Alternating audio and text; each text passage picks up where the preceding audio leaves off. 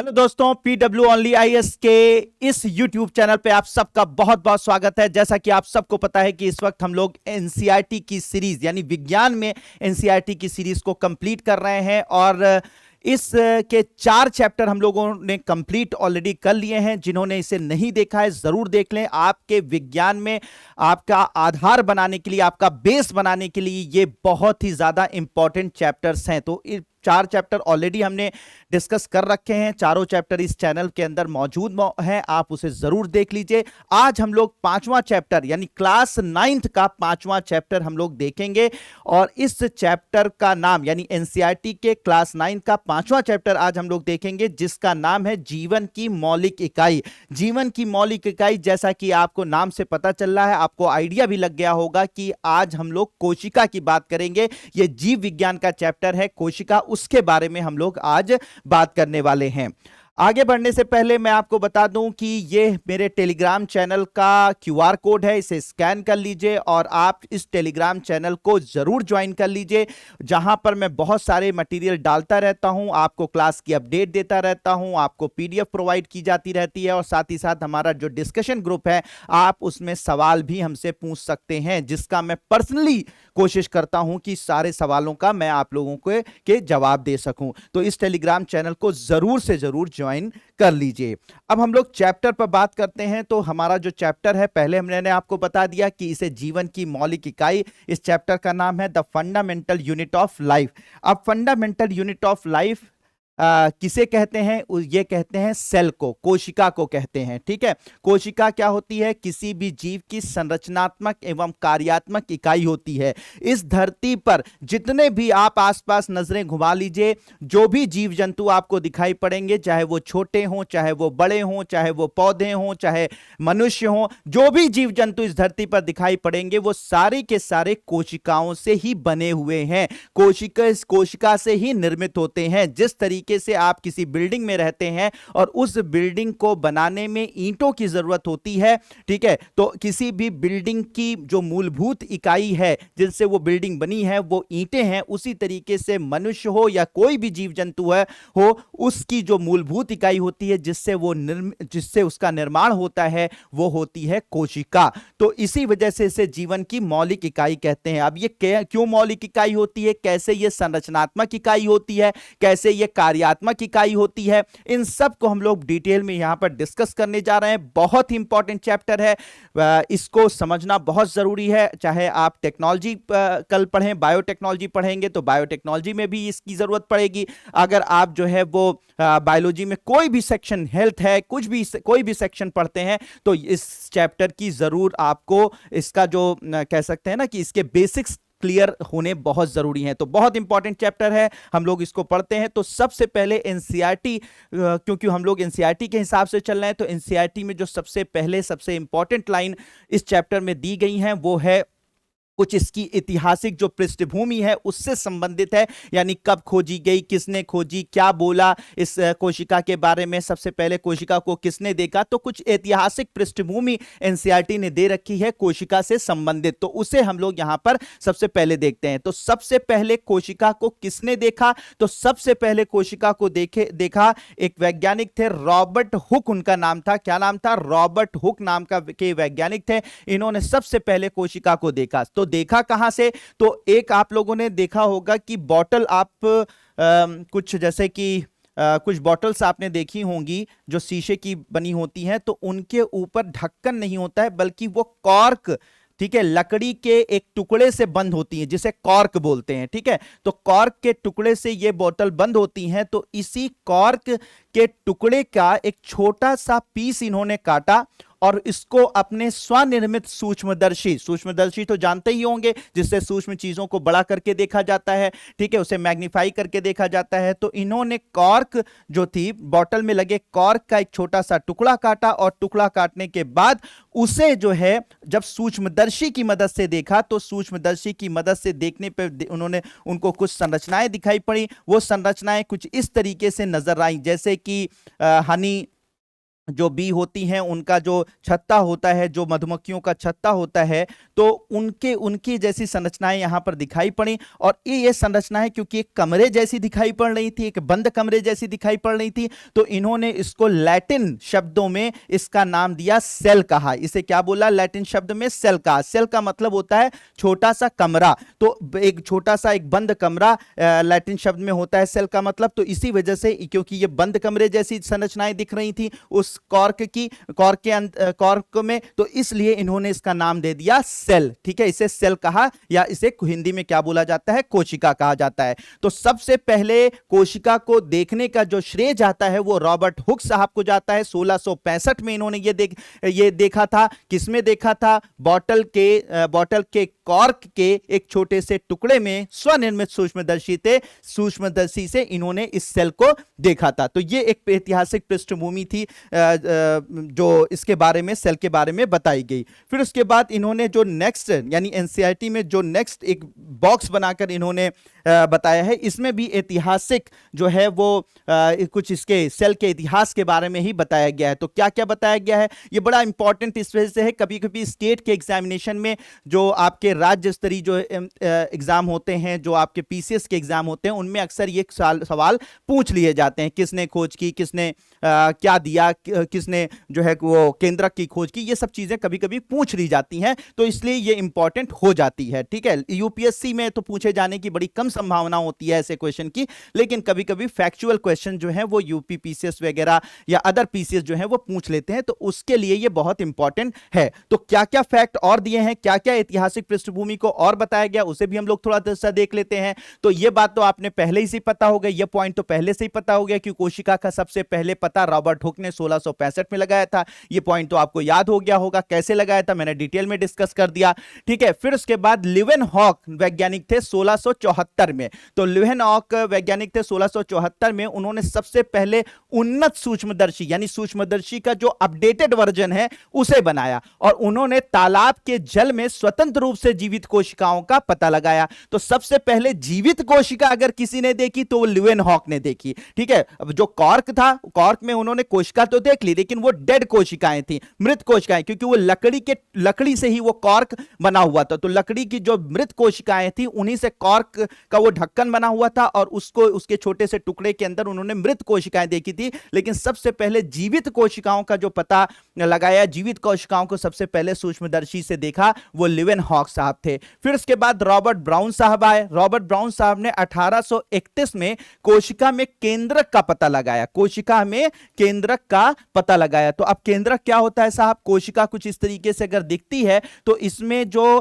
केंद्रक होता है वो कह सकते हैं किसी भी कोशिका का दिमाग कहलाता है, कोशिका का मस्तिष्क कहलाता है, ब्रेन ऑफ द सेल कहलाता है। यही जो सेल होती, ये जो कोशिका का केंद्रक होता है, यही सारी कोशिका को मैनेज करता है, सारी कोशिका को मैनेज करता है। यानी जो भी इसके अंदर उपापचयी घटनाएं हो रही होती हैं, उपापचयी अभिक्रियाएं हो रही होती हैं, उन सबको कंट्रोल करने का काम किसका होता है? केंद्रक का होता है। ठीक है, तो केंद्रक की खोज सबसे पहले किसने की? सबसे पहले की रॉबर्ट ब्राउन ने। 1831 में केंद्रक को उन्होंने खोजा। अब कैसे काम करता है वो अभी आगे हम लोग डिटेल में डिस्कस करेंगे, बिल्कुल परेशान मत होइए, एक एक चीज बताई जाएगी। ठीक है, फिर उसके बाद जेई पुरकिंजे साहब थे। ठीक है, ये भी एक वैज्ञानिक थे, जेई पुरकिंजे साहब। तो जेई पुरकिंजे साहब ने 1839 में कोशिका में स्थित तरल जैविक पदार्थ को जीवद्रव्य का नाम दिया। तो सबसे पहले जीवद्रव्य, यानी कि ये जो कोशिका होती है, इस कोशिका में तरल जैविक पदार्थ मौजूद होते हैं,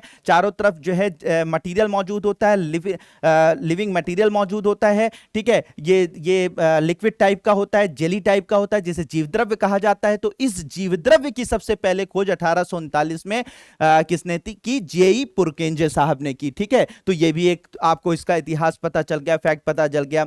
दो जीव वैज्ञानिक थे, एक का नाम था एम स्लीडन 1838 तथा टी स्वान 1839 या 1838-39, ये सब मतलब ऐसा नहीं है कि इसको आपको रटने की जरूरत है, बस आप एक बार पढ़ लीजिए, याद कर लीजिए। मैंने कहा वैसे पहले भी बता दिया कि स्टेट वगैरह में पूछा जा सकता है, यूपीएससी में फिर भी नहीं, बस आपको स्लीडन स्वान नाम थोड़ा सा याद होने चाहिए, उन्होंने क्या काम किया है, ठीक है, ये थोड़ा याद होने चाहिए। जरूरी नहीं कि आपको डेट याद हो, ठीक है। तो बिल्कुल परेशान मत, क्योंकि डेट देखते ही आपके हाथ पांव फूलने लगते हैं, तो बिल्कुल आप परेशान मत होइए, ठीक है। तो आपको इसको रटने की जरूरत नहीं है, बस आप थोड़ा सा नाम जान लीजिए और उनके कार्य जान लीजिए। तो एम स्लीडन तथा टी स्वान थे, उन्होंने कोशिका सिद्धांत के विषय में बताया, यानी कोशिका के ऊपर, कोशिका की तो खोज हो गई, लेकिन अब कोशिका क्या करती है, कैसे काम करती है, तो उसके ऊपर जो सिद्धांत है उनको देने का काम किसने किया, स्लीडन और स्वान ने किया। इस सिद्धांत के अनुसार उन्होंने क्या बताया कि सभी पौधे तथा जंतु कोशिकाओं से बने होते हैं और वे जीवन की मूलभूत इकाई हैं। जो चीज मैंने क्लास के शुरुआत में बता दी थी वही है कोशिका सिद्धांत का आधार, यानी कोशिका सिद्धांत वही उसी कोशिका से, उसे ही कोशिका सिद्धांत कहते हैं। और इसे सबसे पहले किसने दिया था, एम स्लीडन और स्वान ने। बाद में इसी कोशिका सिद्धांत को थोड़ा सा मॉडिफाई किया, यानी इसको अपग्रेड किया विर्चो साहब ने। विर्चो साहब ने 1855 में इसको थोड़ा सा अपडेट किया, यानी इसको और मॉडिफाई किया और बेहतर बताया और बेहतर तरीके से बताया। तो उन्होंने क्या किया, कोशिका सिद्धांत को और आगे बढ़ाया। उन्होंने बताया कि सभी कोशिकाएं पूर्ववर्ती कोशिकाओं से बनती हैं। उन्होंने यह भी बताया कि जो कोशिकाएं आज मौजूद हैं वो किसी न किसी पूर्ववर्ती कोशिका, यानी पहले किसी कोशिका से ही बनी हुई हैं। यानी कोशिकाएं क्या होती हैं, जब मौजूद होती हैं तो उनके अंदर विभाजन होता है, और जब वो विभाजित करती हैं तो नई कोशिकाओं को जन्म देती हैं। तो इस तरीके से जो भी कोशिका इस धरती पर मौजूद है वो किसी न किसी पूर्ववर्ती कोशिका की का ही कह सकते हैं कि परिणाम है, या कि उन पूर्ववर्ती जो कोशिकाएं मौजूद थी उनके विभाजन के बाद ही उनका निर्माण हुआ है। तो इसको किसने जोड़ा, इस कॉन्सेप्ट को, विर्चो साहब ने, कि कोशिका सिद्धांत को और आगे बढ़ा। उन्होंने बताया कि सभी कोशिकाएं पूर्ववर्ती कोशिकाओं से ही बनती हैं, मतलब कि अगर कोशिका ही कोशिका को जन्म देती है, नई कोशिका पुरानी कोशिका से ही बनती है। 1940 में इलेक्ट्रॉन सूक्ष्मदर्शी की खोज हुई। तो इलेक्ट्रॉन सूक्ष्मदर्शी जो सबसे मॉडर्न जो सूक्ष्मदर्शी है, जिसकी मदद से हम कोशिका के अंदर अंगकों तक को देख पाए, कोशिका के एक एक भाग को देख पाए, कोशिका के बारे में जानकारी ले पाए कि कौन सा भाग कैसे काम करता है। तो वो जो सबसे मॉडर्न सूक्ष्मदर्शी है, जो आधुनिक सूक्ष्मदर्शी है, जिसे हम लोग इलेक्ट्रॉन माइक्रोस्कोप कहते हैं, इलेक्ट्रॉन सूक्ष्मदर्शी कहते हैं, 1940 में उसकी खोज हुई। उसके बाद तो उसके अंदर जो भी जटिल संरचनाएं थी, माइटोकॉन्ड्रिया था, लाइसोसोम था, राइबोसोम था, वो सब की खोज जो है वो की गई। और उसके बाद उनके कार्यों के बारे में जानकारी सब कुछ मिलने लगी, क्योंकि हमने सबसे मॉडर्न सूक्ष्मदर्शी की खोज 1940 में कर ली थी, जिसे इलेक्ट्रॉन सूक्ष्मदर्शी के नाम से संभव हो पाया था। तो ये कुछ फैक्ट्स थे जिनको आपको याद करना चाहिए या उनको इनके बारे में पढ़ना चाहिए अगर आप स्टेट वगैरह के एग्जाम दे रहे हैं, ठीक है। झारखंड पीछे से, आप छत्तीसगढ़ पीछे से, यूपी पीछे से, मध्य प्रदेश पीछे से, तो यहां पर ये सवाल आपसे पूछे जा सकते हैं, ठीक है। तो एनसीईआरटी में ये लाइन टू लाइन मैंने आपको सारी चीजें बता दी। अब आगे बढ़ते हैं तो भाई सबसे पहले संपूर्ण जीव, ठीक है, संपूर्ण जीव। अब यहां पर इसके अंदर जब आवर्धक लेंसों की खोज हुई, सूक्ष्मदर्शी का आविष्कार हुआ, तो फिर बहुत सारे जीव जंतु देखे जाने शुरू हुए। तो देखा यह गया कि बहुत सारे ऐसे जीव जंतु थे जो कोशिकाओं से बने थे, लेकिन कोशिकाओं से दो तरीके के जीव जंतु बने थे।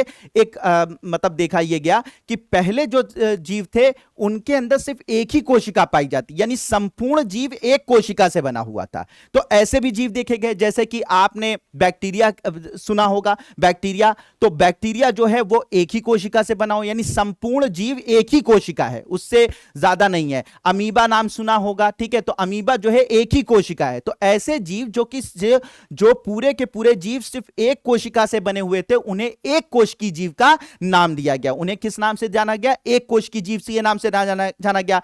हम सब जो हैं वो लाखों करोड़ों अरबों, यानी बहुत सारे जो पेड़ पौधे आप देखते हैं या कुत्ते बिल्ली देखते हैं या इंसान देखते हैं, तो हम सब जो हैं वो बहुत सारी कोशिकाओं से निर्मित हुए हैं। बहुत सारी, हमारे शरीर के अंदर मिलियन ट्रिलियन कोशिकाएं पाई जाती हैं। तो हम सब जो कोशिकाओं से बने हैं, क्योंकि बहुत सारी कोशिकाओं से बने हुए हैं, इसी वजह से हम बहुकोश की जीव कहलाए, ठीक है। तो इसका मतलब यह है कि जीव कोशिका के आधार पर अगर देखा जाए, कोशिका के नंबर के आधार पर देखा जाए, तो दो तरीके के हो गए, एक कोश की हो गया, दूसरा बहुकोशिकी हो गए। एक कोशिकी वो जीव जिनके अंदर पूरा का पूरा एक कोशिका में ही पूरा उनका जीवन चलता है, यानी एक जीव एक कोशिका से ही सिंपल बना हुआ है, उसे एक कोशिकी, और जो बहुत सारी कोशिकाओं से बने हुए हैं जैसे हम सब हैं, हम बहुकोशिकी जीव कहलाए। तो वही सब चीजें यहां पर बताई गई हैं कि यह पता चला कि एकमात्र कोशिका स्वयं में ही एक संपूर्ण जीव जैसे अमीबा, क्लैडियोमोनास, पैरामीशियम तथा बैक्टीरिया हो सकती हैं। तो इनको क्या कहा गया? एक कोशिकीय जीव कहा गया। इसके अतिरिक्त जो है हम सब जो हैं वो क्या है, जैसे फंजाई है, पादप हैं, जंतु हैं, ठीक है, ये सब क्या हो गए? बहुकोशिक जीव कहलाए। तो जो चीजें मैंने बताई वही चीज एनसीईआरटी में यहां पर दी हुई है। तो एक कोशिकीय जीव के उदाहरण है अमीबा, क्लैमिडोमोनास, पैरामीशियम, बैक्टीरिया, ये सब एक कोशिकीय जीव हैं। हम सब जो हैं कवक हैं, पौधे हैं, जंतु हैं, ये सब बहुकोशिकीय जीव कहलाए। क्यों होते हैं? मतलब कौन से एक कोशिकी कहलाते हैं, कौन से बहुकोशिकी कहलाते हैं, मैंने आपको बता दिया। फिर आगे हम लोग बढ़ते हैं। अब आगे बढ़ते हैं तो अब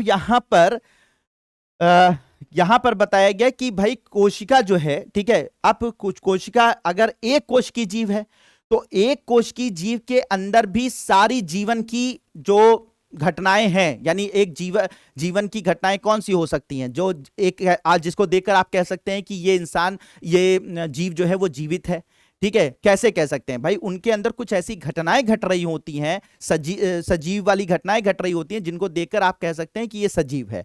मैं हूं यहां पर, मेरे सामने मान लीजिए कि एक मेज रखी हुई है, तो मैं और आप सामने ऑब्जर्व कर रहे हैं, ठीक है, आप जो है हमको भी देख रहे हैं, मेज को भी देख रहे हैं, तो मुझे देखकर आप तुरंत बता देंगे कि ये सजीव है। मेज को आप कह देंगे नहीं ये सजीव नहीं हो सकती, ये निर्जीव है, यही तो कहेंगे ना। क्यों बता दिया, कैसे बता दिया?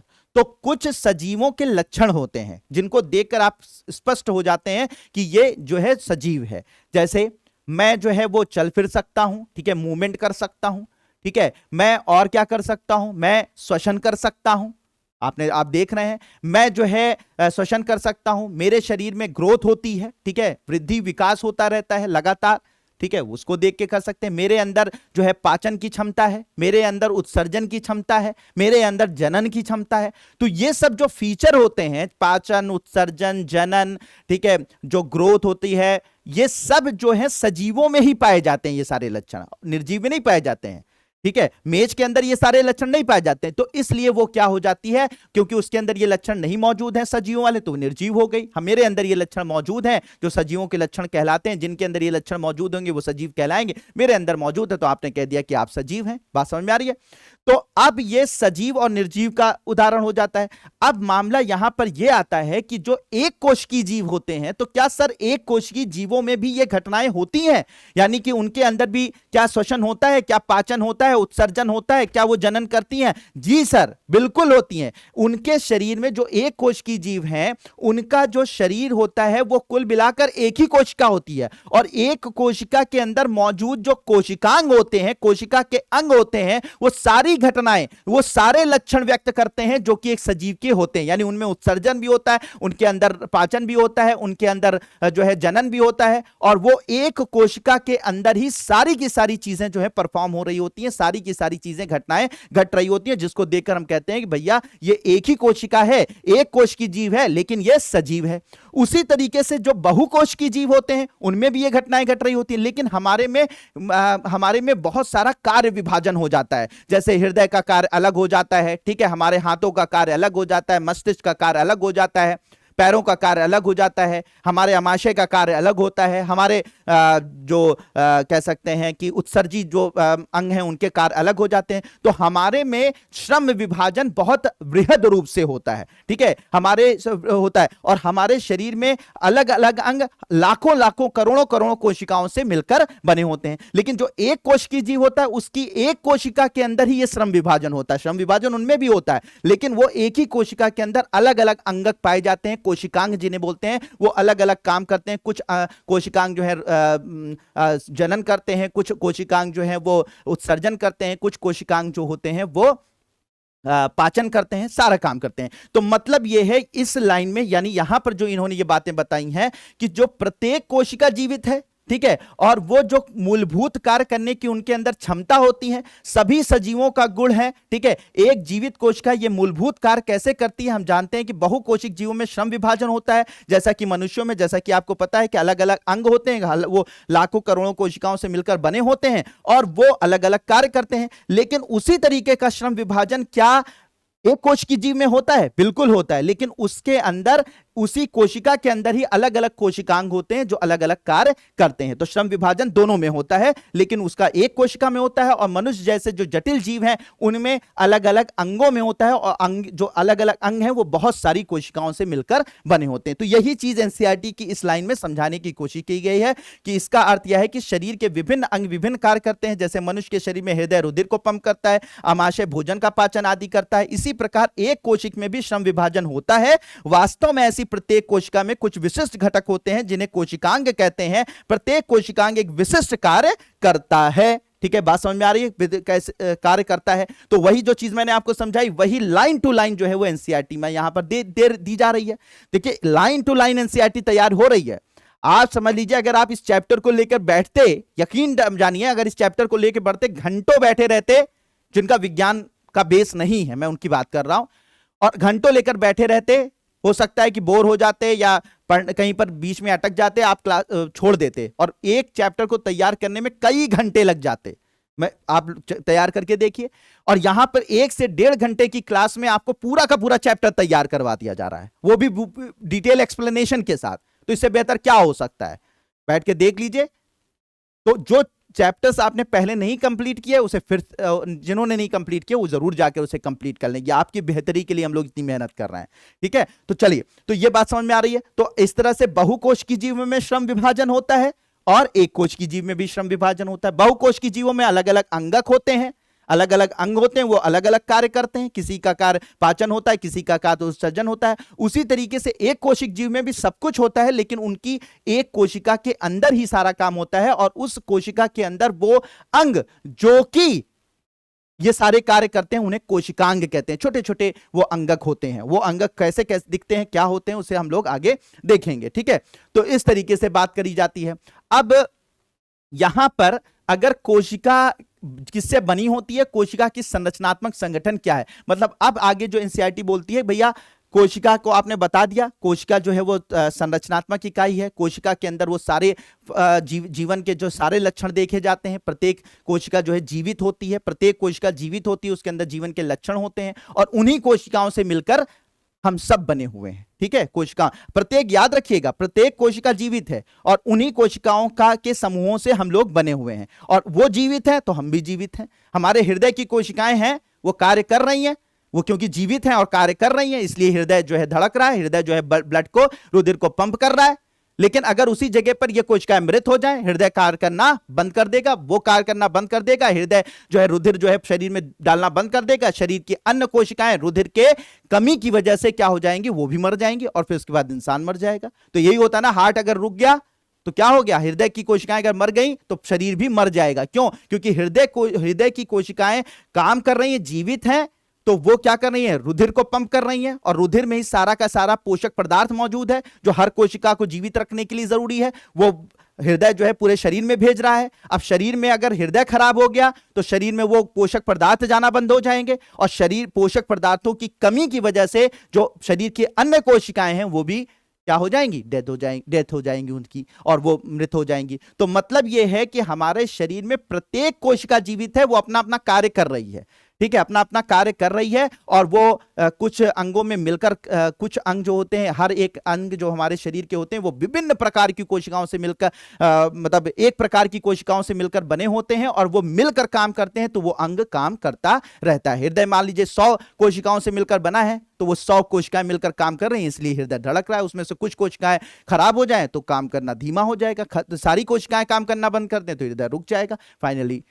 तो मतलब ये सारा जो कार्य हो रहा है ये कोशिकाओं के कार्य करने की वजह से ही हो रहा है। कोशिकाएं जीवित हैं और कार्य कर रही हैं, इसलिए हमारा शरीर भी कार्य कर रहा है। तो होप कि ये बात बिल्कुल आपको कॉन्सेप्ट। तो कोशिका हमारे शरीर को सिर्फ बना नहीं रही है, यानी ये सिर्फ संरचनात्मक इकाई नहीं है, बल्कि कोशिका कार्यात्मक इकाई है। हमारा शरीर जो कार्य कर रहा है वो कोशिका के कार्य करने के कारण ही कर रहा है। कोशिकाएं कार्य करना बंद कर दे तो शरीर कार्य करना बंद कर दे। तो हमारे अगर शरीर हमारा ट्रिलियन कोशिकाओं से मिलकर बना है तो वो सारी काम मिलकर काम कर रही है, इसलिए शरीर काम कर रहा है। उसमें से कुछ कोशिकाएं या सारी कोशिकाएं खराब हो जाए, हमारा शरीर काम करना बंद कर दे। तो इसका मतलब ये हो गया कि कोशिकाएं सिर्फ संरचना का ही निर्माण नहीं करती, बल्कि वो कार्यात्मक इकाई भी हैं। यानी वो सिर्फ संरचनात्मक इकाई ही नहीं है, बल्कि कार्यात्मक इकाई भी है। यानी कार्य भी, शरीर का कार्य भी उन्हीं पर निर्भर करता है। ठीक है, बात बिल्कुल कॉन्सेप्ट क्लियर। इसी वजह से उसकी डेफिनेशन में बोला जाता है कि कोशिका संरचनात्मक इकाई तथा कार्यात्मक इकाई दोनों है। बात क्लियर। चलिए तो अब बात करते हैं कि भैया कोशिका जो होती है वो कोशिका बनती मतलब मूलभूत रूप से कैसे दिखाई पड़ती, कैसे दिखती है। तो उसके तीन चीजें मुख्यतः होती हैं कोशिका के अंदर। कोशिका के अंदर मुख्यतः तीन चीजें दिखाई पड़ती हैं। सबसे पहले जो इसमें जो आपके इसमें दिखाया गया है, सबसे पहले तो इसकी प्लाज्मा झिल्ली, ये जो बाहरी बाउंड्री होती है कोशिका की, ये प्लाज्मा झिल्ली होती है। ये क्या होती है? प्लाज्मा झिल्ली होती है। तो कोशिका की ये जो बाहरी परत होती है, बाहरी बाउंड्री होती है, ये होती है प्लाज्मा झिल्ली कहलाती है। ये जो बाउंड्री आपको दिखाई पड़ रही है, ये प्लाज्मा झिल्ली कहलाती है। बात समझ में आ रही है? बीच में मौजूद होता है इसका मस्तिष्क यानी कि केंद्रक। तो ये मान लीजिए क्या हो गया? केंद्रक हो गया। ये क्या हो गया? केंद्रक हो गया। बात समझ में आ रही है? इसके अलावा बहुत सारा यहां पर जेली जैसी संरचनाएं मौजूद होती हैं। ठीक है, जेली जैसी संरचनाएं मौजूद होती हैं। तो इसे हम लोग किस नाम से जानते हैं? कोशिका द्रव के नाम से जानते हैं। इसे कोशिका द्रव के नाम से जानते हैं। तो इसका मतलब तीन मुख्यतः चीजें आपको दिखाई पड़ती हैं, प्लाज्मा झिल्ली, केंद्रक और कोशिका द्रव। ये तीन चीजें इसके अंदर होती हैं। और भी चीजें होती हैं, उसको हम लोग आगे डिस्कस करेंगे। ठीक है, तो मुख्यतः ये तीन चीजें आपको दिखाई देती हैं, प्लाज्मा झिल्ली, केंद्रक और कोशिका द्रव इसके अंदर होता है। प्लाज्मा झिल्ली या इसे कोशिका, अब सबसे पहले देखते हैं प्लाज्मा झिल्ली और कोशिका झिल्ली के बारे में। प्लाज्मा झिल्ली और कोशिका झिल्ली कौन सी होती है?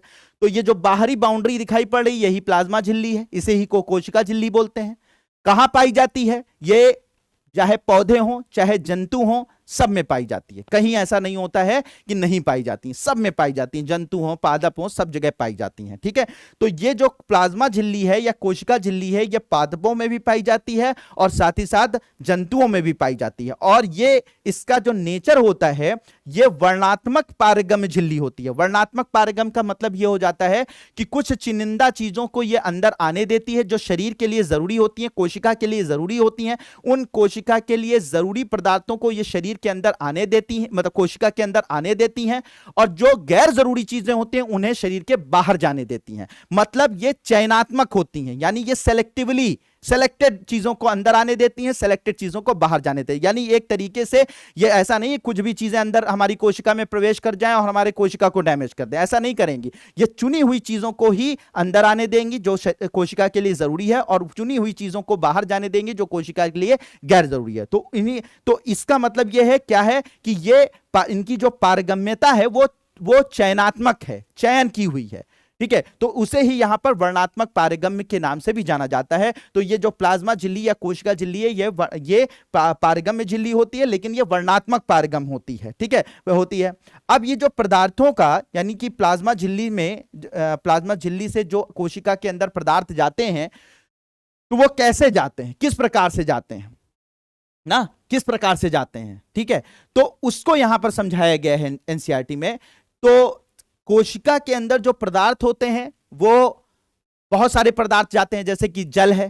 ठीक है, कोशिका के अंदर प्रवेश करता है। अगर बहुत ज्यादा जल है, एक्स्ट्रा जल हो जा रहा है, तो कोशिका से बाहर भी निकलता है। तो कोशिका के अंदर जल जाता भी है, जल बाहर भी जाता है। इसके अलावा बहुत सारी गैसेस हैं, ऑक्सीजन है, कार्बन डाइऑक्साइड है। ऑक्सीजन कोशिका के अंदर प्रवेश करती है, कार्बन डाइऑक्साइड कोशिका से बाहर जाती है। ठीक है, तो कितना पानी अंदर जाना है, कितना पानी बाहर जाना है, कितनी ऑक्सीजन अंदर जानी है, कितनी ऑक्सीजन बाहर जानी है, ये सारी की सारी मतलब ये सारी की सारी, कितनी ऑक्सीजन अंदर आनी है, कितना कार्बन डाइऑक्साइड बाहर जाना है, ये सारी की सारी जो चीजें होती हैं वो हमारी जो प्लाज्मा झिल्ली होती है वही जो है वो निर्धारित करती है। ठीक है, उसी के थ्रू ये जाता है।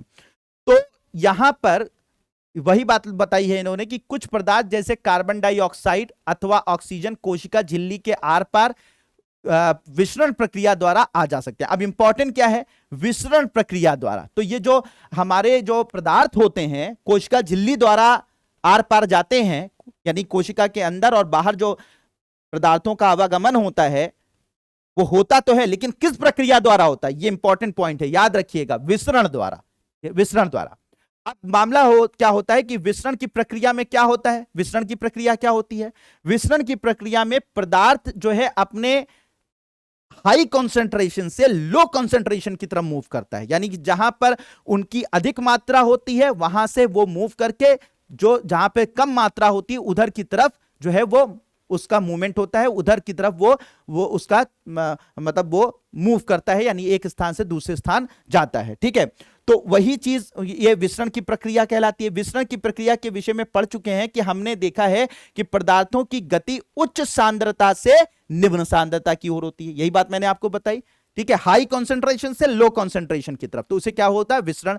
तो जो ये गैसों का आदान प्रदान या और चीजों का आदान प्रदान हो रहा है, ये किस प्रक्रिया द्वारा हो रहा है, विसरण। विसरण की प्रक्रिया में क्या होता है, चीजें अपनी अपनी उच्च सांद्रता से निम्न सांद्रता की तरफ मूव करती हैं। आ रही बात समझ में, तो इसे विसरण कहते हैं। अब विसरण जो है, ठीक है, विसरण ध्यान से समझिएगा, अब विसरण जो है तो इसका मतलब सर जो जल जा रहा है, पानी जो जा रहा है कोशिका के अंदर, वो भी इसी प्रक्रिया द्वारा जा रहा होगा, इसी प्रक्रिया द्वारा, यानी हाई कंसंट्रेशन से लो कंसंट्रेशन, ठीक है, की तरफ जा रहा होगा, इसी विसरण प्रक्रिया द्वारा जा रहा होगा। हाँ सर, बिल्कुल बात सही है कि ये इसी विसरण प्रक्रिया द्वारा जा रहा है, लेकिन अगर विसरण प्रक्रिया को ही जब हम लोग जल के आधा का, इसको सिंप्लीफाई समझ लीजिए कि जब हम जल को के अंदर बाहर आने की, यानी किसी पारगम अर्ध पारगम या चयनात्मक पारगम झिल्ली से जब पानी जो है एक इधर से उधर आता जाता है विसरण प्रक्रिया द्वारा, तो इसी को हम लोग एक और नाम दे देते हैं, और उसी को हम लोग नाम देते हैं परासरण की क्रिया। क्या बोल देते हैं, परासरण की क्रिया। तो इस प्रकार परासरण की क्रिया में जल का नेट विसरण एक विभेदक वर्णात्मक पारगम झिल्ली के द्वारा उच्च विलेय सांद्रता की ओर होता है, उच्च विलेय सांद्रता की ओर होता है। ठीक है, तो मतलब यह है कि वही चीज है, लेकिन जब जल के बारे में बात यहां पर की जा रही है तो यहां पर उसे परासरण कह दिया गया। तो परासरण की प्रक्रिया होती है।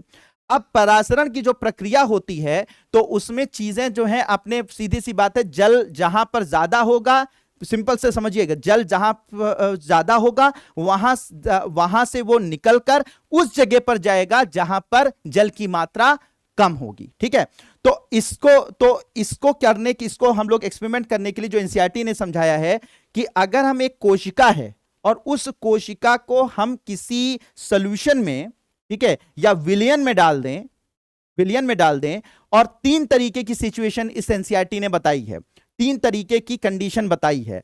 क्या कंडीशन बताई है कि अगर मान लीजिए कि आप किसी कोशिका को अगर ऐसे विलयन में डाल दें जहां पर विलयन की में पानी की मात्रा ज्यादा हो, ठीक है, विलयन में पानी की मात्रा ज्यादा हो। दूसरी कंडीशन बताई कि विलयन में मतलब कोशिका के अंदर जो पानी मौजूद है, कोशिका के अंदर जो पानी मौजूद है, मान लीजिए हमने एक विलयन बनाया और उस विलयन में, समझिएगा, विलयन में अगर हमने कोशिका डाल दी तो कोशिका के अंदर जो पानी मौजूद है, ठीक है, और कोशिका के जो बाहर पानी मौजूद है, समझिए इसको, ये मान लीजिए कि हमने एक विलयन बनाया, ठीक है, और अच्छे समझ लीजिए बहुत अच्छे से, तो ये मान लीजिए ये हमारा विलयन हो गया। अब इस विलयन में हमने कोशिका डाल दी, अब कोशिका के अंदर भी जल मौजूद है, बाहर भी जल मौजूद है। तो 3 कंडीशन बताई गई कि अगर मैंने मान लीजिए कि कोशिका को अंदर डाला इस विलयन में और जल की, तो पहली कंडीशन यह है कि जल की मात्रा अगर हम कोशिका के अंदर जो जल मौजूद है उससे अगर हम तुलना करें तो जल की मात्रा जो है वो विलयन में ज्यादा है, ठीक है, तुलनात्मक रूप से कोशिका के अंदर जो जल मौजूद है। तब क्या होगा, क्या जल जो है बाहर से अंदर की तरफ जाएगा या अंदर से बाहर की तरफ जाएगा, क्या होगा, एक पहली कंडीशन बताई है। दूसरा, अगर जल की मात्रा उतनी ही है, ठीक है, उसका जो कंसंट्रेशन है, उसकी सांद्रता उतनी ही है जितनी की कोशिका के अंदर मौजूद है, यानी दोनों तरफ जल की जो सांद्रता है वो लगभग बराबर है, तो क्या होगा।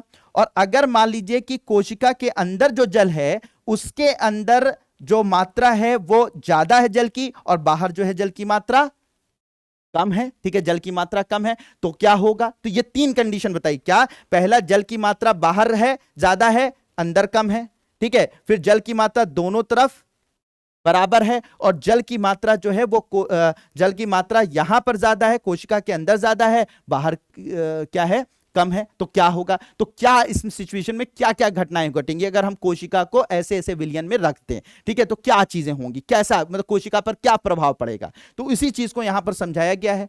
तो यहां पर पहली कंडीशन क्या कही गई है, ध्यान से देखिएगा कि यदि कोशिका को तनु विलयन वाले माध्यम अर्थात जल में शक्कर अथवा नमक की मात्रा कम और जल की मात्रा ज्यादा हो में रखा गया है, तो जल परासरण विधि द्वारा कोशिका के अंदर चला जाएगा। ऐसे विलयन को अल्प परासरण दाबी विलयन कहते हैं। मतलब यह हुआ पहला वाला जो कंडीशन है कि हमने चीनी नमक का ऐसा घोल रखा, ऐसा विलयन तैयार किया जिसमें जल की मात्रा कोशिका के अंदर जो मौजूद जल है, कोशिका के अंदर जो मौजूद जल है उससे ज्यादा है, यानी यहां पर जल की मात्रा क्या है, ज्यादा है, इस विलयन में ज्यादा है तुलनात्मक रूप से कोशिका के अंदर जो जल मौजूद है। तो ऐसी कंडीशन में क्या मैंने बताया था, चीजें अपने उच्च सांद्रता से निम्न सांद्रता की तरफ, यानी हाई कॉन्सेंट्रेशन से लो कॉन्सेंट्रेशन या अधिक मात्रा से कम मात्रा की तरफ मूव करती हैं। तो जल जो है क्योंकि यहां पर ज्यादा है तुलनात्मक रूप से, यहां पर कम है, तो यहां से जल मूव करके कहां पर एंटर करने लगेगा, निम्न सांद्रता की तरफ, यानी कि इधर की तरफ मूव करना शुरू हो जाएगा और यह कोशिका के अंदर भरने लगेगा और कोशिका ऐसी कंडीशन में क्या हो जाएगी, जल ज्यादा भर जाने की वजह से फूल जाएगी। ठीक है, यही फूल जाएगी। तो वही चीज यहां पे बताई गई है कि यदि कोशिका को तनु विलयन वाले माध्यम अर्थात जल में शक्कर अथवा नमक की मात्रा कम और जल की मात्रा ज्यादा है में रखा गया है, तो जल परासरण विधि द्वारा, किस विधि द्वारा, परासरण विधि द्वारा कोशिका के अंदर चला जाएगा। ऐसे विलयन को, अच्छा इस विलयन को क्या बोलेंगे, अल्प परासरण दाबी विलयन कहते हैं। तो मतलब आपको इसको सिंप्लीफाई और कर लेते हैं, अल्प परासरण दाबी विलयन में जब हम कोशिका को रखेंगे तो कोशिका के अंदर विलयन से जल प्रवेश करने लगेगा, कहां में, कोशिका के अंदर, और कोशिका फूलने लगेगी। बस सिंपल सी बात। तो सारी बात समझाने का लब्बो लुआब यही है। बात समझ में आ गई, इतनी बात क्लियर हो गई होगी। फिर दूसरी कंडीशन क्या थी, दूसरी कंडीशन यह थी कि यदि कोशिका को ऐसे माध्यम विलयन में रखा जाए जिसमें बाह्य जल की सांद्रता, ठीक है, कोशिका में स्थित जल की सांद्रता के ठीक बराबर हो, तो कोशिका झिल्ली में क्या होगा, सीधी सी बात है, बाहर कोशिका के अंदर भी जल उतना ही मौजूद है जितना कि बाहर मौजूद है, तो क्या होगा, जल अंदर बाहर तो होगा लेकिन जो उसका नेट जो रिजल्ट होगा वो कोई फर्क नहीं पड़ेगा, जितना जल बाहर उतना जल अंदर, तो कोई फर्क नहीं पड़ेगा। जब कोई फर्क नहीं पड़ेगा तो कोशिका पर कोई प्रभाव नहीं पड़ेगा। तो इस तरीके की जो विलयन होता है जिसमें जल की कोशिका के अंदर जो जल मौजूद है और कोशिका के बाहर जो जल मौजूद है वो लगभग बराबर हो जाता है, तो ऐसा विलयन जो कि कोशिका के अंदर मौजूद जल के बराबर उसके अंदर जल पाया जाता है, तो उसे समपरासरी विलयन कहते हैं। क्या बोलते हैं, समपरासरी विलयन कहते हैं। तो समपरासरी विलयन में अगर हमने कोशिका को रख दिया तो कोशिका पर कोई खास प्रभाव नहीं पड़ेगा, न जल अंदर जाएगा, जल अंदर ज्यादा होगा न कम होगा, कुछ प्रभाव नहीं पड़ेगा। तो वही वाली बात यहां पर कह दी गई। तो समपरासरी विलयन में ऐसा रख दिया तो जल कोशिका झिल्ली के दोनों ओर आता जाता है, लेकिन जल की जो मात्रा अंदर गई है उतनी ही बाहर आ जाती है। इस प्रकार व्यापक रूप से जल की कोई गति नहीं हुई, इसलिए कोशिका के माप में कोई परिवर्तन नहीं आएगा। तो यह भी बात समझ में आ गई। तीसरी कंडीशन की गई, पहले बता चुका हूं फिर से बता रहा हूं।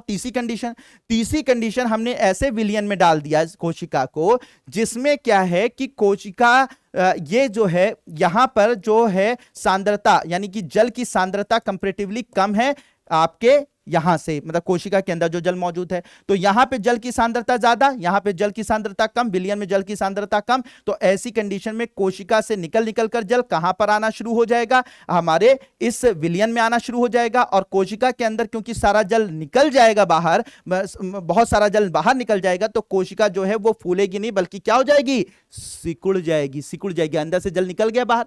तो इसे ऐसा विलयन जिसमें जल की मात्रा कोशिका के अंदर मौजूद जल की मात्रा से कम है, ठीक है, कम है, तो ऐसे विलयन को अति परासरण दाबी विलयन के नाम से जाना जाता है। अति परासरण दाबी विलयन के नाम से जाना जाता है। तो वही बात यहां पर कही गई, यदि कोशिका के बाहर वाला विलयन अंदर के घोल से अधिक सांद्र है तो जल परासरण द्वारा, ठीक है, सांद्र है, अंदर के घोल से अधिक सांद्र है, ठीक है, तो जल परासरण द्वारा कोशिका से बाहर आ जाएगा, ठीक है, कोशिका से बाहर आ जाएगा और उसके बाद ऐसे अति परासरण दाबी विलयन कहते हैं। पुनः जल कोशिका झिल्ली के दोनों ओर आ जा सकता है, लेकिन इस स्थिति में कोशिका से अधिक जल बाहर आएगा और कम जल अंदर जाएगा, इसलिए कोशिका सिकुड़ जाएगी, यानी श्रिंक कर जाएगी ना, कोशिका के अंदर से पानी निकल जा रहा है तो ये जल मतलब श्रिंक कर जाएगी, सिकुड़ जाएगी। तो परासरण इस प्रकार विसरण की एक विशिष्ट विधि है। तो परासरण क्या है? वही विसरण की ही एक विशिष्ट विधि है जो असल में जल के रूप में देखी जाती है।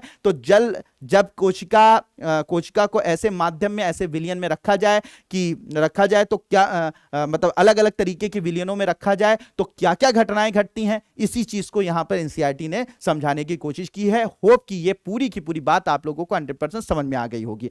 तो अक्सर जो है कोशिकाएं अलग अलग इन्वायरमेंट में, ठीक है, जाति मतलब उन्हें रखा जाता रहता है, मतलब ऐसे इन्वायरमेंट को जो है वो झेलती रहती हैं। तो इसीलिए एनसीईआरटी ने इन लाइनों को बताया कि अगर पानी की अधिक मात्रा हो, कम मात्रा हो बाहर या बराबर की मात्रा हो, तो क्या क्या कोशिका के साथ हो सकता है। कोशिका फूल सकती है, कोशिका सिकुड़ सकती है, कोशिका में कोई प्रभाव नहीं पड़ सकता, तो क्या क्या हो सकता है, उसी लिए इन लाइनों को दिया। तो होप कि ये बातें आपको 100% समझ में आ गई होंगी। बिल्कुल बात समझ, कुछ नहीं, ठीक है, जहां पर हाई कंसंट्रेशन होगा वहां से लो कंसंट्रेशन की तरफ मूव करेगी, ठीक है, मूव करेगा जल, ठीक है। तो यही सारी चीजें बताई गई हैं। तो ये परासरण वाला मामला समझ में आ गया होगा, क्या है, किस तरीके से और क्या क्या होता है, ठीक है।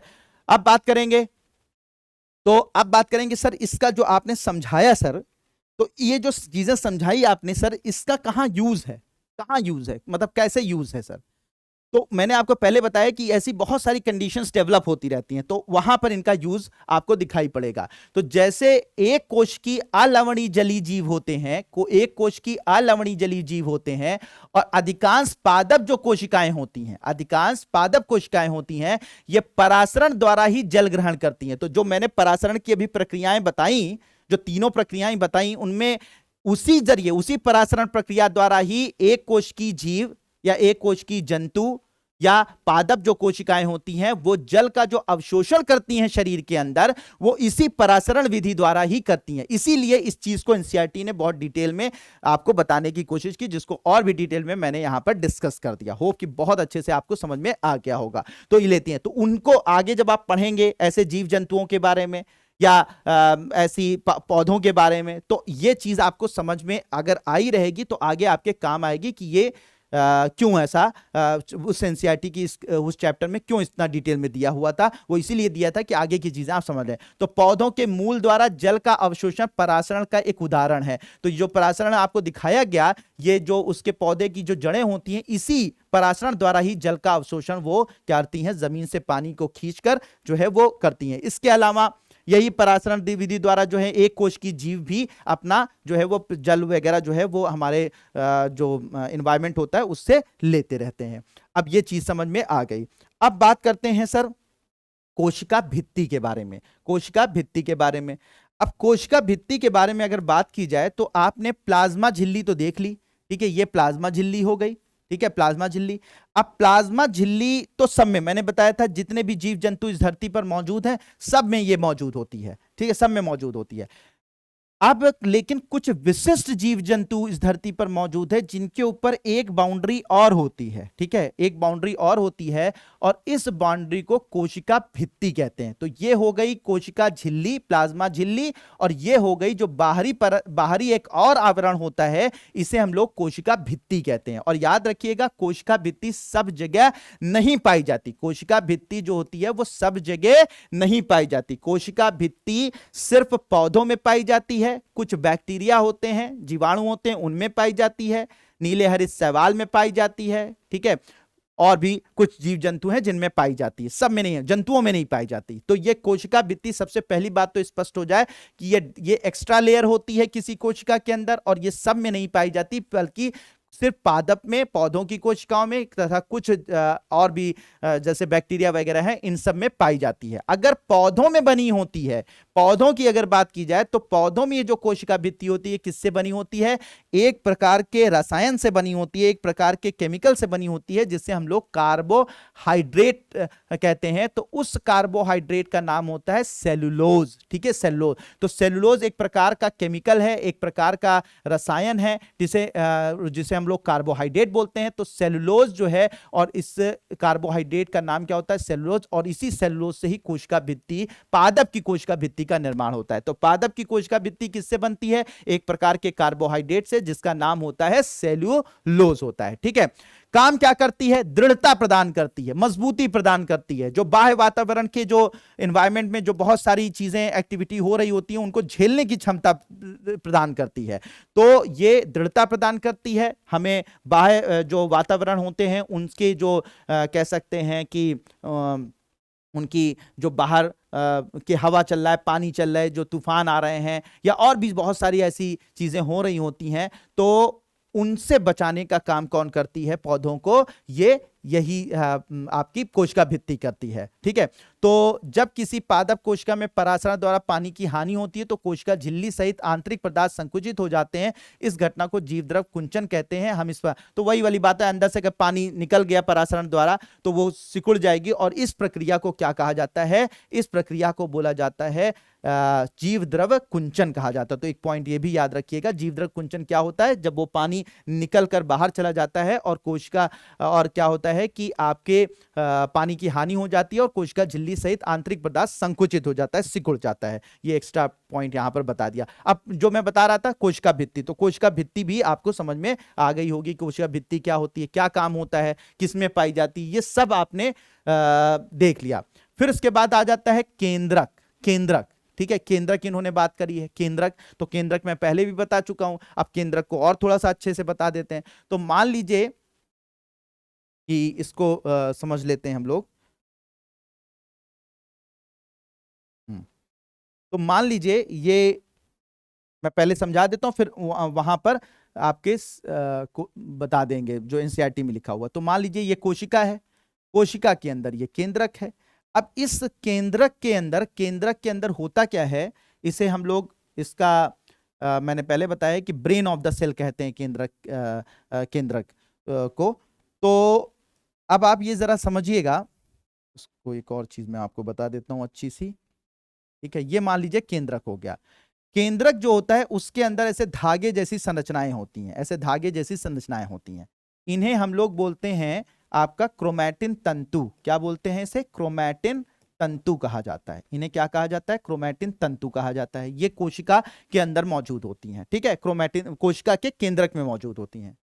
जब कोशिका ऐसे जाल जैसी संरचनाएं होती हैं, ऐसे जाल, ऐसे पूरा धागे जैसी, जब कोशिका विभाजन होना होता है, कोशिकाएं मैंने आपको बताया था ना, कोशिका विभाजित करती हैं तभी नई कोशिकाओं का जन्म होता है। तो जब कोशिकाएं विभाजित करती हैं तो यही जो क्रोमैटिन तंतु है, ये कुछ इस तरीके की संरचना ले लेता है, इस तरीके की संरचना ले लेता है, जिसे हम लोग गुणसूत्र बोलते हैं। ठीक है, गुणसूत्र कहते हैं। तो गुणसूत्र क्या है? क्रोमैटिन तंतुओं से ही, क्रोमैटिन तंतु का ही एक दूसरा रूप है। ठीक है, तो क्रोमैटिन तंतु केंद्रक के अंदर पाया जाता है। ठीक है, धागे जैसा होता है। जब कोशिका विभाजन होना होता है तो यही कोशिका विभाजन के समय पर यही क्रोमैटिन तंतु क्या होता है? गुणसूत्र में कुछ इस तरीके की संरचना में बदल जाता है, जिसे गुणसूत्र कहते हैं। गुणसूत्रों का जो नंबर है वो सब जगह फिक्स होता है, सब जगह फिक्स होता है, हर जीव जंतु में फिक्स होता है। मेरे अंदर जो है वो कुछ अलग है। ठीक है, किसी पौधे में अलग है, कुत्ते में अलग है, बिल्ली में अलग है, सब में अलग अलग होता है। इनका नंबर जो है वो सब जीव जंतुओं में अलग अलग फिक्स होता है। इंसानों के अंदर ये कितना होता है? ये होता है 23 जोड़े। कहां? 23 जोड़े। 23 जोड़े का मतलब 46। कितने होते हैं? 46 होते हैं। तो इंसानों के अंदर, अगर इंसानों की बात की जाए, मनुष्य की बात की जाए, तो मनुष्य में ये 23 जोड़े होता है, यानी 46 नंबर में होता है। इतनी बात समझ में आ गई? 46 होता है। ठीक है, सर ये गुणसूत्र बनता कैसे है? तो गुणसूत्र जो बना होता है, सर ये गुणसूत्र कुछ मटेरियल से, कुछ पदार्थों से बना होगा।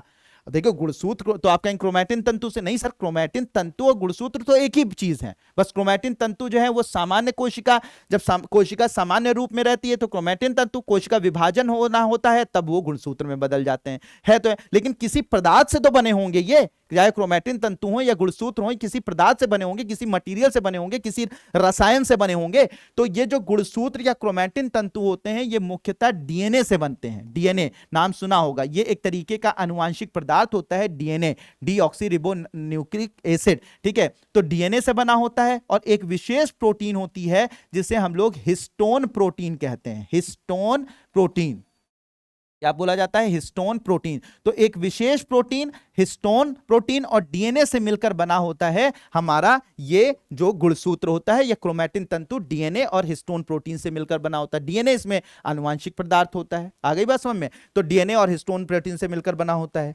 अब ये जो डीएनए होता है, डीएनए की अगर बात की जाए तो ये जो डीएनए होता है वो कुछ इस तरीके की संरचना का होता है, ऐसे ऐसे इस तरीके का, ये संरचना, ऐसी संरचना होती है डीएनए की, देखा होगा आप लोगों ने। ठीक है, डीएनए की संरचना होती है। अब ये जो डीएनए होता है, बहुत अच्छे से समझिएगा, डीएनए होता है, ये डीएनए बहुत सारे चीजों से बनता है। उस पर हम लोग अभी डिटेल में नहीं जाएंगे क्योंकि एनसीईआरटी में जो दिया है हम लोग उसी पर फोकस हो रहे हैं। ठीक है, बाकी जो है जो जनरल साइंस की क्लासेस वगैरह हैं उसमें हम लोगों ने बहुत डिटेल में डिस्कस किया है, लेकिन यहाँ पर जो एनसीईआरटी ने दिया उतनी बातों पर अगर हम फोकस हो तो डीएनए कुछ इस तरीके की संरचना होती है। और ये डीएनए का ये जो छोटे छोटे सेक्शन होते हैं, छोटे छोटे भाग होते हैं, डीएनए बहुत लंबी संरचना होती है, बहुत लंबी। तो इस लंबी जो संरचना होती है, ऐसे मान लीजिए कि ये आपका ये हमारा गुणसूत्र हो गया, और गुणसूत्र में ही ऐसे धागे को ऐसे निकाल दोगे, ऐसे धागा खींच दोगे, ऐसे धागा खींच को दोगे तो ये डीएनए निकलता चला जाएगा। ऐसे डीएनए निकलता, जैसे आप एक ऊन का गोला लेते हो तो ऊन का गोला मान लो गुणसूत्र है, और उसी ऊन के गोले से इसका एक धागा पकड़ कर खींचना शुरू कर दो तो वो जो धागा निकल रहा है वो डीएनए है। बिल्कुल बात स्पष्ट हो गई होगी। तो ये डीएनए है। तो ये जो डीएनए है, डीएनए के छोटे छोटे भाग होते हैं। ठीक है, डीएनए के छोटे छोटे भाग, छोटे छोटे सेक्शन, छोटे छोटे इसके भाग जो होंगे यही कहलाते हैं बच्चों जीन कहलाते हैं। क्या कहलाते हैं? जीन कहलाते हैं। आगे बस समझ में, इन्हें क्या कहा जाता है? जीन कहा जाता है। ठीक है, तो डीएनए के ही छोटे छोटे भाग क्या करते हैं? जीन कहलाते हैं। और ये जीन जो होते हैं ये हमारे शरीर के अंदर कुछ और जेनेटिक मटेरियल और आनुवंशिक पदार्थ पाए जाते हैं जिसे आरएनए कहते हैं। वो आरएनए यानी कि ये भी आनुवंशिक पदार्थ होते हैं, ये भी हमारी कोशिका में पाए जाते हैं। उन आरएनए और राइबोसोम, ठीक है, राइबोसोम, ठीक है, राइबोसोम, ठीक है, तो राइबोसोम और आरएनए दोनों से मिलकर तो ये जो जीन मौजूद होते हैं, जो डीएनए के ही भाग होते हैं या गुणसूत्र के ही भाग होते हैं, ये क्या करते हैं? आरएनए और राइबोसोम को निर्देश प्रदान करते हैं। क्या प्रदान करते हैं? निर्देश देते हैं। और इनके निर्देश देने की से ही आरएनए और राइबोसोम क्या करते हैं? हमारे शरीर में प्रोटीन का निर्माण करते हैं। प्रोटीन का निर्माण। और प्रोटीन सर कहां काम आती है? सर पूरा शरीर हमारा प्रोटीन से ही बना हुआ है। आप अपने बाल देख लीजिए प्रोटीन के, आपकी स्किन त्वचा देख लीजिए प्रोटीन से बनी हुई है। आप जो है हमारे शरीर के अंदर हार्मोन देख लीजिए प्रोटीन से बने हैं। एंजाइम देख लीजिए प्रोटीन से बने हैं। ठीक है, हमारे शरीर के अंदर जो है रोग प्रतिरोधक क्षमता के लिए बहुत सारे पदार्थ पाए जाते हैं, वो भी प्रोटीन से बने हैं। आ रही बात समझ में? हमारे शरीर के अंदर हीमोग्लोबिन का आपने नाम सुना होगा, जो ऑक्सीजन को हमारे कोशिका तक पहुंचाने का काम करती है, कार्बन डाइऑक्साइड को कोशिका से हमारे फेफड़ों तक लाने का काम करती है। हीमोग्लोबिन वो भी एक प्रकार की प्रोटीन है। नाखून प्रोटीन के बने हैं। तो जो शरीर का निर्माण करता, यानी शरीर का जो बेसिक मटीरियल है, ठीक है, जिनसे वो निर्मित हुआ है, ठीक है, जिन मटेरियल जिस पदार्थ से निर्मित हुआ है वो असल में प्रोटीन होती है। तो प्रोटीन हर जगह काम करते हैं, मतलब शरीर का हर भाग, हर अंग, ठीक है, शरीर के अंदर जो है हार्मोन, एंजाइम, जो भी जिस मटेरियल जिस पदार्थ से बने हैं, ठीक है, पदार्थ से बने हैं, वो सब प्रोटीन है। प्रोटीन है तो मतलब ये है शरीर के अंदर जो कुछ भी घटनाएं, जो भी हमारे आंतरिक घटनाएं घट रही हैं, वो भी कहीं ना कहीं किसी प्रोटीन की वजह से हैं। और जो बाहर जो हमारा शरीर दिख रहा है वो भी किसी ना किसी प्रोटीन का ही बना हुआ है। तो सारा प्रोटीन जो है वो कौन बना रहा है? आरएनए राइबोसोम बना रहा है। आरएनए राइबोसोम को कैसा बनाना है ये कौन निर्देशित कर रहा है? जीन निर्देशित कर रहा है। जीन कहां पाया जा रहा है? डीएनए पर पाया जा रहा है या गुणसूत्र पे, क्योंकि गुणसूत्र का ही तो भाग है डीएनए, ठीक है, डीएनए पे गुणसूत्र पे पाया जा रहा है। और ये जो गुणसूत्र हैं ये कहां पाए जा रहे हैं? ये एग्जैक्टली हमारे केंद्रक में पाए जा रहे हैं। तो मतलब ये है कि और केंद्रक में, तो मतलब ये है कोशिका जो है, कोशिका का जो मुख्य निर्माण, कोशिका जो बनी हुई है, कोशिका के अंदर जो मुख्य पदार्थ है जिससे पूरी कोशिका के अंदर अंगक हैं और भी सारी चीजें जो हैं बनी हुई हैं, या शरीर के अंदर जो कुछ भी बना हुआ है वो किससे बनी हुई है? प्रोटीन से। और प्रोटीन को निर्माण, तो कुछ भी हो रहा है हमारे शरीर के अंदर, आंतरिक बाहरी, उनमें कहीं ना कहीं प्रोटीन का रोल है। और प्रोटीन को बनाने का काम, ठीक है, कौन कर रहा है? RNA ribosome. लेकिन निर्देशन कौन कर रहा है? डीएनए कर रहा है। ये डीएनए कहां मौजूद है? गुणसूत्र में। और गुणसूत्र कहां मौजूद है? केंद्रक में। तो केंद्रक का काम समझ में आ रहा है? केंद्रक क्या कर रहा है कि आपके शरीर की प्रत्येक घटना को, प्रत्येक आपके शरीर में जो भी निर्माण हो रहा है या आपके शरीर में जो भी एक्टिविटी हो रही है, जो भी जैविक अभिक्रियाएं हो रही हैं, उन सबको इनडायरेक्टली या डायरेक्टली कंट्रोल कर रहा है। तो इसी, ये बिल्कुल मस्तिष्क के जैसे, जैसे हम किसी चीज को चल रहे हैं, फिर रहे हैं, सोच रहे हैं, दौड़ रहे हैं, इमोशंस आ रहे हैं, ये सब कहां से कंट्रोल हो रहा है? ब्रेन से कंट्रोल हो रहा है। तो ब्रेन क्या कर रहा है तो यहीं एक जगह पे, लेकिन सब कुछ कंट्रोल कर रहा है। वैसे ही हमारे शरीर में केंद्रक के अंदर, केंद्रक जो है वो पूरी की पूरी कोशिका को कंट्रोल कर रहा है। कैसे कंट्रोल कर रहा है? प्रोटीनों के निर्माण के थ्रू। और प्रोटीन का निर्माण कौन कर रहा है? केंद्रक कर रहा है। नहीं, केंद्रक के अंदर जो मौजूद चीजें हैं, वो मतलब चाहे वो गुणसूत्र ही कर रहे हैं या डीएनए कर रहा है, लेकिन डीएनए और गुणसूत्र है कहां? केंद्रक में ना। तो ओवरऑल मामला क्या हो रहा है कि केंद्रक ही पूरी कोशिका को कंट्रोल क्योंकि कर रहा है, सारी जैविक अभिक्रियाओं को कंट्रोल कर रहा है शरीर की या कोशिका की। तो इसीलिए इसे ब्रेन ऑफ द सेल या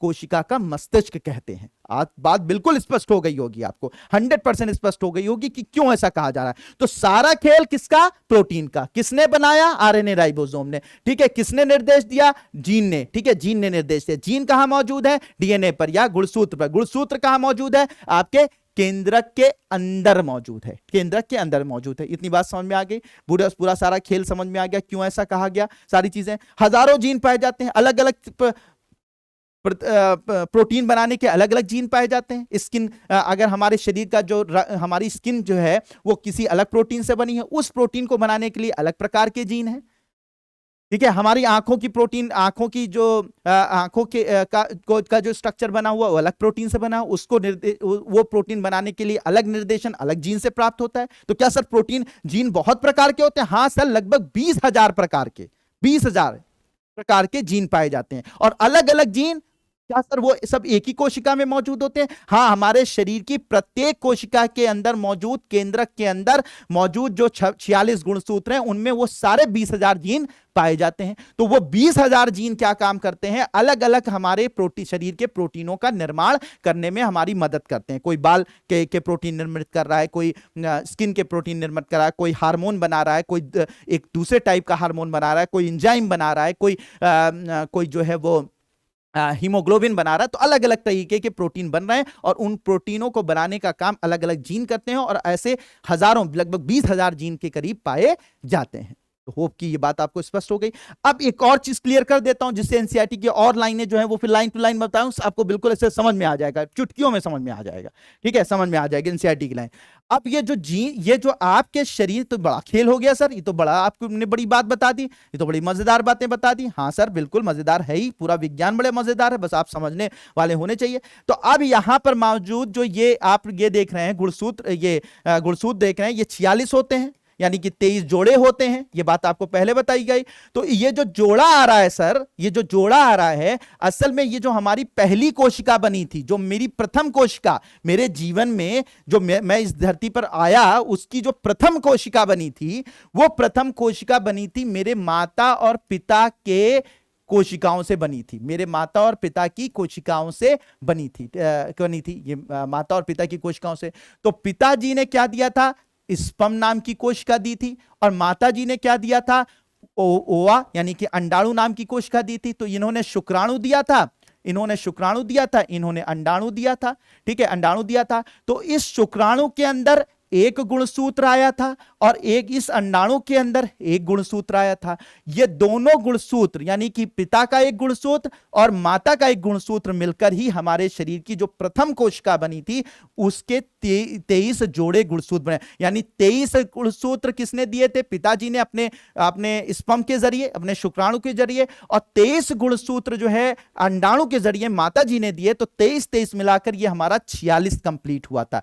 यही कारण है, तो इसका मतलब कि वही जीन जो मेरे पिता के अंदर पाए जा रहे होंगे, वही जीन जो मेरी माता के अंदर पाए जा रहे होंगे उनके गुणसूत्रों पे, वही कुल मिलाकर मेरे अंदर आ गए हैं, मेरे अंदर आ गए। तो कुछ गुण मेरे तो, और गुण किस पर निर्भर कर रहे हैं? हमारे प्रोटीनों पर निर्भर कर रहे हैं। प्रोटीनों पर ही सारे गुण निर्भर कर रहे हैं, क्योंकि यही सारा का सारा निर्माण कर रहा है मामला। तो ये जो मेरे अंदर जो गुण आए हैं वो प्रोटीनों पर निर्भर कर रहे हैं। और ये प्रोटीन कौन बना रहा है, किसके निर्देशन से हो रहा है? जीन के निर्देशन। और ये जीन कहां से आए हैं? आधे माता की तरफ से, आधे माता की तरफ से, आधे पिता की तरफ से। बात समझ में? आधे माता की तरफ से, आधे पिता की तरफ से। इसीलिए कुछ गुण, कुछ प्रोटीन पिता के हिसाब से बनते हैं, कुछ प्रोटीन माता के हिसाब से बनते हैं। इसलिए हमारा ये जो मिला जुला स्वरूप जो है इस धरती पर मौजूद है, क्योंकि कुछ गुण हम अपने माता की तरफ से लेकर आए हैं, उन्होंने जो जीन दिए हैं उसके जरिए मेरे शरीर में आए हैं। कुछ गुण जो है मेरे पिता के जरिए, पिता के मेरे शरीर में आए हैं, उनके जीन के जरिए मुझे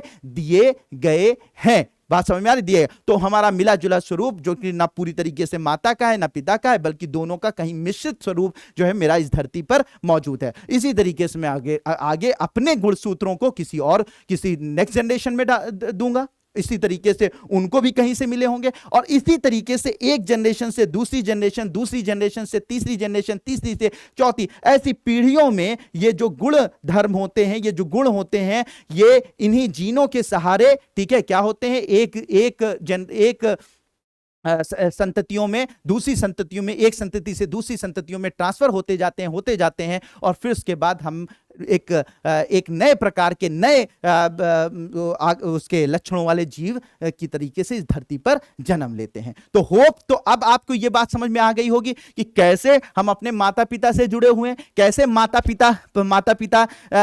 पिता किस तरीके से हमारे गुणों को निर्देशित करते हैं। तो वो इसी तरीके से करते हैं, क्योंकि हमारे अंदर जो भी गुण मौजूद हैं वो कहीं ना कहीं किसी न किसी रूप में किस तरीके से आए, माता की तरफ से आए या तो पिता की तरफ से आए। किसके जरिए आए?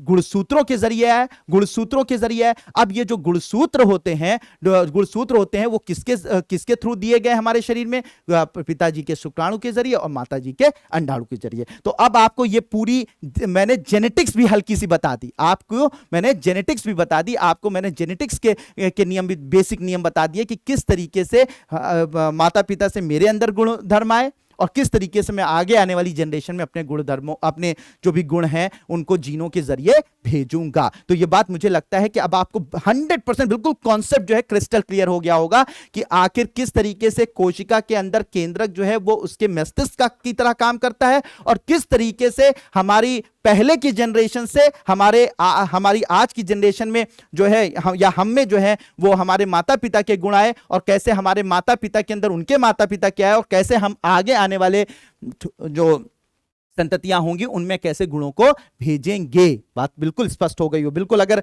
ये सारी चीजें आपने अच्छे से समझी हो तो बिल्कुल, मतलब इसको हमेशा याद रख लीजिए। मुझे लगता है बिल्कुल आपको स्पष्ट हो गया होगा कैसे कैसे ये मूव करके आया। तो बात बिल्कुल क्लियर हो गई। तो अब यही चीजें जो है वो एनसीईआरटी में दी हुई है। ये सारी बातें मैंने कहानियां आपको सुनाई, ठीक है, यही चीज एनसीईआरटी में दी हुई है। अब उसको लाइन टू लाइन एक बार देख लेते हैं कि कोई चीज वो है। तो कोशिका के विभिन्न भाग रासायनिक संगठन के आधार पर विभिन्न रंगों में रंगे जाते हैं। ये सब नहीं आपके का यहाँ पर केंद्रक के चारों ओर दोहरे परत का एक स्तर होता है जिसे केंद्रक झिल्ली कहते हैं। यानी केंद्रक जो है, इन्होंने बताया, केंद्रक के चारों तरफ एक परत होती है, एक लेयर होती है जिसे केंद्रक झिल्ली कहते हैं। केंद्रक झिल्ली में छोटे छोटे छिद्र होते हैं, यहाँ पे छोटे छोटे छिद्र होते हैं, जिससे क्या भाई केंद्रक है, तो केंद्रक है उसकी संरचना इन्होंने बताई है। तो केंद्रक है और केंद्रक के चारों तरफ एक झिल्ली होती है, यह बात इन्होंने बताई, और इसमें छोटे छोटे छिद्र होते हैं, छोटे छोटे छिद्र होते हैं। और इन्हीं छिद्रों से क्या होता है कि जो हमारा यहाँ पर कोशिका द्रव्य होता है, कोशिका द्रव्य का कुछ पदार्थ अंदर जाता है और कोशिका और केंद्रक से पदार्थ जो है इन्हीं छिद्रों के जरिए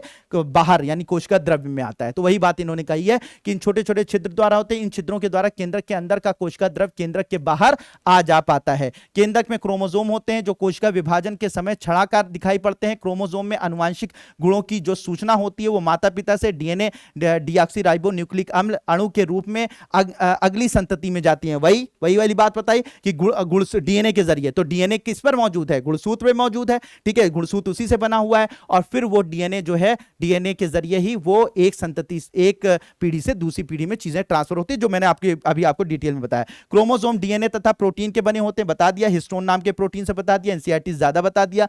डीएनए अणु में कोशिका के निर्माण व संगठन की सभी आवश्यक सूचनाएं होती हैं, बता दिया आपको। डीएनए के क्रियात्मक खंड को जीन कहते हैं, बता दिया आपको। जो कोशिका विभाजित नहीं हो रही होती है उसमें या डीएनए क्रोमैटिन पदार्थ के रूप में होते हैं। मैंने बता दिया था कि अगर विभाजन नहीं हो रहा है तो क्रोमैटिन पदार्थ के रूप में ये डीएनए मौजूद होते हैं। तो वो सारी चीजें मैंने आपको डिटेल में डिस्कस कर दी जो कि एनसीईआरटी में दी हुई हैं, ठीक है। अब यहां पर मामला आ जाता है बच्चों कि कोशिका का अब यहां पर इसमें केंद्रक झिल्ली, हाँ, अब इन्होंने बताया कि बैक्टीरिया जैसे कुछ जीव होते हैं जिसमें कोशिका का केंद्रकीय क्षेत्र बहुत कम स्पष्ट होता है क्योंकि इसमें केंद्रक झिल्ली नहीं होती है। अब इसको भी समझ लीजिए क्या बता रहे हैं ये।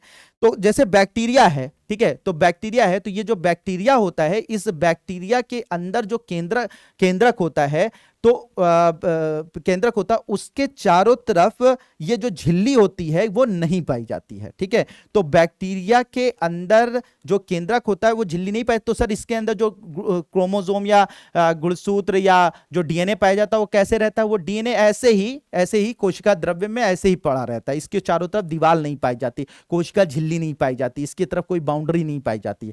तो ऐसी कोशिकाएं जिनके चारों तरफ ये झिल्ली नहीं पाई जाती, यानी कि जो जेनेटिक मटेरियल है, डीएनए है, वो ऐसे ही कोशिका द्रव्य में तैरता रहता है, कोई स्पष्ट जो है वो इसके चारों तरफ कोई बाउंड्री, केंद्रक की बाउंड्री नहीं पाई जाती है, तो इसे हम ऐसी कोशिकाओं को प्रोकैरियोटिक बोलते हैं। क्या बोलते हैं?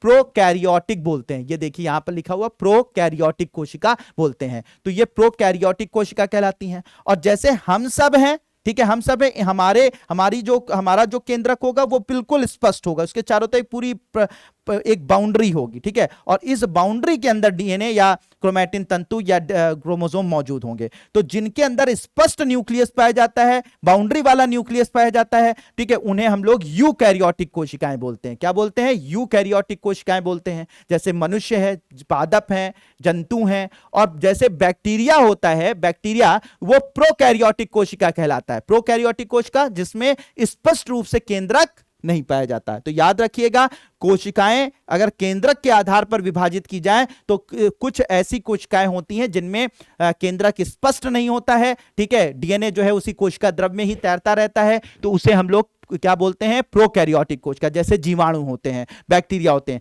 जैसे हम सब हैं, हम यूकैरियोटिक कोशिकाएं हैं जिनमें स्पष्ट केंद्रक होता है, एक स्पष्ट बाउंड्री होती है। तो ये सब बातें मैंने आपको बताया जो यहां पर लिखी हुई हैं, ठीक है, ये सारी चीजें हो गई। अब बात होता है कि हाँ, अब एक और चीज इन्होंने बताई है, कोशिका द्रव्य, प्लाज्मा झिल्ली की। तो कोशिका द्रव्य पहले भी आपने जान लिया है, तो फिर आपको बहुत बार बार समझने कोशिका द्रव्य क्या, मैंने बता दिया था। कोशिका के अंदर जो एक जेली लाइक मटेरियल पूरा भरा होता है, एक पदार्थ भरा होता है, ठीक है, तरल पदार्थ भरा होता है, उसे ही हम लोग क्या बोलते हैं? कोशिका द्रव्य कहते हैं। तो प्लाज्मा झिल्ली के अंदर कोशिका द्रव्य एक तरल पदार्थ है। इसमें बहुत से विशिष्ट कोशिका के घटक होते हैं जिन्हें कोशिका का अंगक कहते हैं। प्रत्येक अंगक कोशिका के लिए विशिष्ट कार्य करते हैं। कोशिका द्रव्य तथा केंद्रक दोनों को मिलाकर जीव द्रव्य कहलाता है। तो बात समझ में आ गई? तो अंदर जो मटेरियल, जो आपका तरल पदार्थ भरा होता है कोशिका के अंदर, उसे हम लोग क्या बोलते हैं? कोशिका द्रव्य कहते हैं। कोशिका द्रव्य कहते हैं। इसके अंदर बहुत सारे अंगक मौजूद होते हैं जिन्हें हम कोशिकांग कहते हैं। जैसे माइटोकॉन्ड्रिया होता है, इंडोप्लाज्मिक रेटिकुलम होता है, राइबोसोम होता है, लाइसोसोम होता है। ये सब जो है होते हैं जिन्हें कोशिकांग कहते हैं, ठीक है, कोशिकांग कहते हैं। और कोशिका द्रव्य यानी ये कोशिका द्रव्य आपको जो दिखाई दे रहा है, ये कोशिका द्रव्य और साथ ही साथ ये केंद्रक, जो इसका केंद्रक होता है, किसी कोशिका का केंद्रक और ये जो कोशिका द्रव्य है, ये दोनों मिला लिया जाए तो इसको मिलाकर बोलते हैं जीव द्रव्य, प्रोटोप्लाज्म, ठीक है, जीव द्रव्य। तो कोशिका द्रव्य वो तरल तरल जो द्रव्य है वो उसे कोशिका द्रव्य बोलते हैं, ठीक है, कोशिका द्रव्य बोलते हैं। और कोशिका द्रव्य तो है लेकिन उसी के अंदर केंद्रक भी मौजूद है, दोनों को मिला लिया जाए, कोशिका द्रव्य प्लस केंद्रक मिला लिया जाए तो उसे जीव द्रव्य कहते हैं। तो कोशिका द्रव्य और जीव द्रव्य में क्या डिफरेंस है समझ में आ गया। विदाउट केंद्रक जीव द्रव्य कोशिका द्रव्य, और अगर विथ केंद्रक तो वो हो जाएगा जीव द्रव्य कहलाएगा। तो ये बात यहां पर स्पष्ट हो गई, ठीक है। अब यहां पर और आगे बढ़ते हैं हम लोग, ठीक है। एक चीज यहां पर और इन्होंने बताई है कि वायरस जो होता है ना, वायरस के बारे में थोड़ी सी बताइए, इंफॉर्मेशन बहुत जरूरी है। वायरस जो होता है वो, उसके अंदर कोई झिल्ली के अंदर कोई जो अंगक होते हैं नहीं, वायरस कुल मिला के उनका बताने का मतलब है कि वायरस जो होता है वो असल में जब बाहर मौजूद होता है, हमारे वायुमंडल में मौजूद होता है या हर जगह मौजूद होता है, तो मृत अवस्था में होता है, मतलब उसमें कोई भी जैविक क्रियाएं नहीं हो रही होती। अगर उनको ऐसे देखा जाएगा वायरस को तो वो मृत ही माने जाएंगे, ठीक है, उनमें कोई ऐसी जैविक क्रियाएं नहीं हो रही होती हैं। लेकिन वही वायरस जैसे ही किसी कोशिका, जीवित कोशिका में प्रवेश करता है, जैसे जीवित कोशिका में प्रवेश करता है वो क्या करता है, उसका जो जेनेटिक मटेरियल होता है, आनुवांशिक पदार्थ होता है, डीएनए होता है या आरएनए होता है, वो क्या होता है, एक्टिवेट हो जाता है। और फिर वो क्या करता है, उस कोशिका की सारी मशीनरी को अपने हिसाब से ढालना शुरू कर देता है, अपने हिसाब से उस पर गवर्न करना शुरू हो जाता है। जैसे आतंकवादी हुआ, क्या हुआ, एक बस जा रही है, अब उस बस जा रही है तो पता लगा उसमें बहुत सारे लोग बैठे हुए हैं,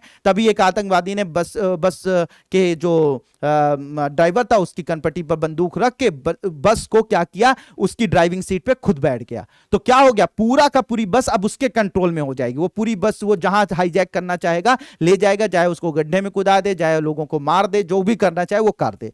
उसी तरीके से वायरस होता है। वायरस पहले तो मृत अवस्था में दिखाई पड़ता है, लेकिन जैसे ही किसी कोशिका में प्रवेश करता है उसके जेनेटिक मटीरियल जो आनुवांशिक पदार्थ हैं वो एक्टिव हो जाते हैं, और फिर वो क्या करता है कि जल्दी से क्या करता है कि पूरी की पूरी कोशिका की मशीनरी को अपने कब्जे में ले लेता है, और फिर कोशिका को अपने हिसाब से वो ढालना शुरू करता है और अपना जनन स्टार्ट कर देता है। एक वायरस से फिर बहुत सारे वायरस बनने शुरू होते हैं। फिर वो वायरस खूब जब एक कोशिका में बन जाते हैं, उनका न्यूट्रिशन, उनका पोषक पदार्थ वो यूज कर लेता है। फिर जब बहुत सारे उस कोशिका के अंदर वायरस बन जाते हैं, बहुत सारे वायरस पैदा हो जाते हैं, तो वो वायरस जो है वो उस कोशिका से निकल कर दूसरी कोशिकाओं को क्या करते हैं, संक्रमित करना स्टार्ट कर देते हैं। तो ये चीज यहां पर इन्होंने बताई है कि वायरस में किसी भी प्रकार की झिल्ली नहीं होती है, और इसलिए इसमें जीवन के गुण तब तक लक्षित नहीं होते हैं जब तक कि यह किसी सजीव के शरीर में प्रविष्ट करके कोशिका की मशीनरी का उपयोग कर अपना बहुगुणन नहीं कर लेता। बहुगुणन मतलब कि अपने बच्चे नहीं पैदा कर लेता, ठीक है। तो यही बात यहां पर बताई है, ठीक है। तो एक चीज यहां पर ये पॉइंट और भी आप लोगों को क्लियर हो गया।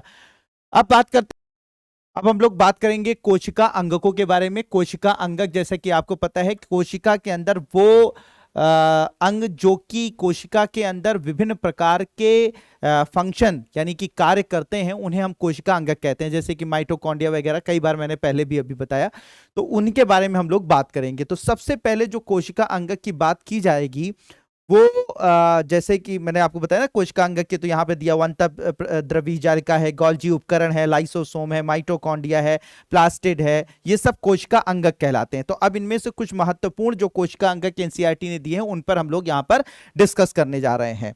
अब सबसे पहले जो कोशिका अंगक यहां पर डिस्कस किया गया है वो अंतःद्रवी जालिका है। इसे इंग्लिश में इंडोप्लाज्मिक रेटिकुलम कहते हैं। तो इंडोप्लाज्मिक रेटिकुलम की अगर बात की जाए तो जैसे ये कोशिका है हमारी, तो कोशिका है, अब ये कोशिका के चारों तरफ जो कोशिका के अंदर मौजूद जो ये केंद्रक है, उस केंद्रक के चारों तरफ, ठीक है, कुछ नलिका आकार की इस तरीके की संरचनाएं होती हैं जिसे इंडोप्लाज्मिक रेटिकुलम कहते हैं। ऐसे ऐसे संरचनाएं होती है जिसे इंडोप्लाज्मिक रेटिकुलम कहते हैं, ठीक है। इसको इंडोप्लाज्मिक रेटिकुलम के नाम से जाना जाता है, ठीक है। इंडोप्लाज्मिक रेटिकुलम या अंतःद्रवीय जालिका के नाम से जाना जाता है।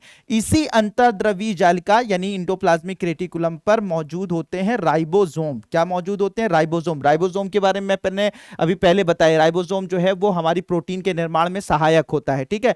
तो राइबोसोम, इन्हीं के ऊपर मौजूद होते हैं राइबोसोम।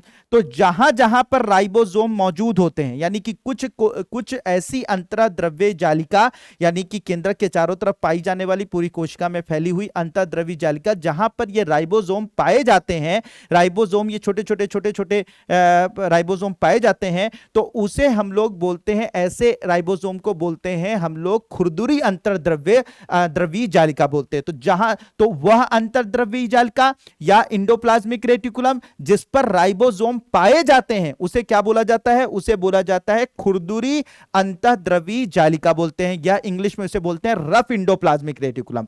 और जहां पर ये राइबोसोम, यानी ऐसी इंडोप्लाज्मिक रेटिकुलम जिस पर राइबोसोम नहीं पाए पाए जा रहे हैं, तो ऐसी इंडोप्लाज्मिक रेटिकुलम जिस पर ये राइबोसोम नहीं पाए जाते, उन्हें चिकनी अंतःद्रव्य जालिका या स्मूथ इंडोप्लाज्मिक रेटिकुलम के नाम से जाना जाता है। तो कुल मिलाकर ये अंतःद्रव्यीय जो जालिका होती है या इंडोप्लाज्मिक रेटिकुलम होती है, ये हमारे जो केंद्रक होता है उसके केंद्रक के चारों तरफ से निकलते हुए ये क्या होती है, हमारे कोशिका में फैली होती है, नलिका के आकार की होती है, दो प्रकार की होती है। एक होती है खुरदुरी अंतर्द्रव्य जालिका जिस पर राइबोसोम पाए जाते हैं, और एक होती है चिकनी अंतर्द्रव्य जालिका जिस पर राइबोसोम नहीं पाए जाते हैं। ये दो प्रकार की होती हैं। अब ये जो रफ इंडोप्लाज्मिक रेटिकुलम होता है, रफ है क्योंकि इसमें राइबोसोम पाए जा रहे हैं, राइबोसोम पाए जा रहे हैं। अब अगर राइबोसोम इसके अंदर मौजूद होगा, ठीक है, राइबोसोम मौजूद होगा, तो राइबोसोम का काम क्या मैंने बताया था, उसका काम होता है प्रोटीन का संश्लेषण करना, प्रोटीन को बनाना। तो इसका मतलब जहां पर ये अंतःद्रव्यीय जालिका जिस पर राइबोसोम पाया जाता है,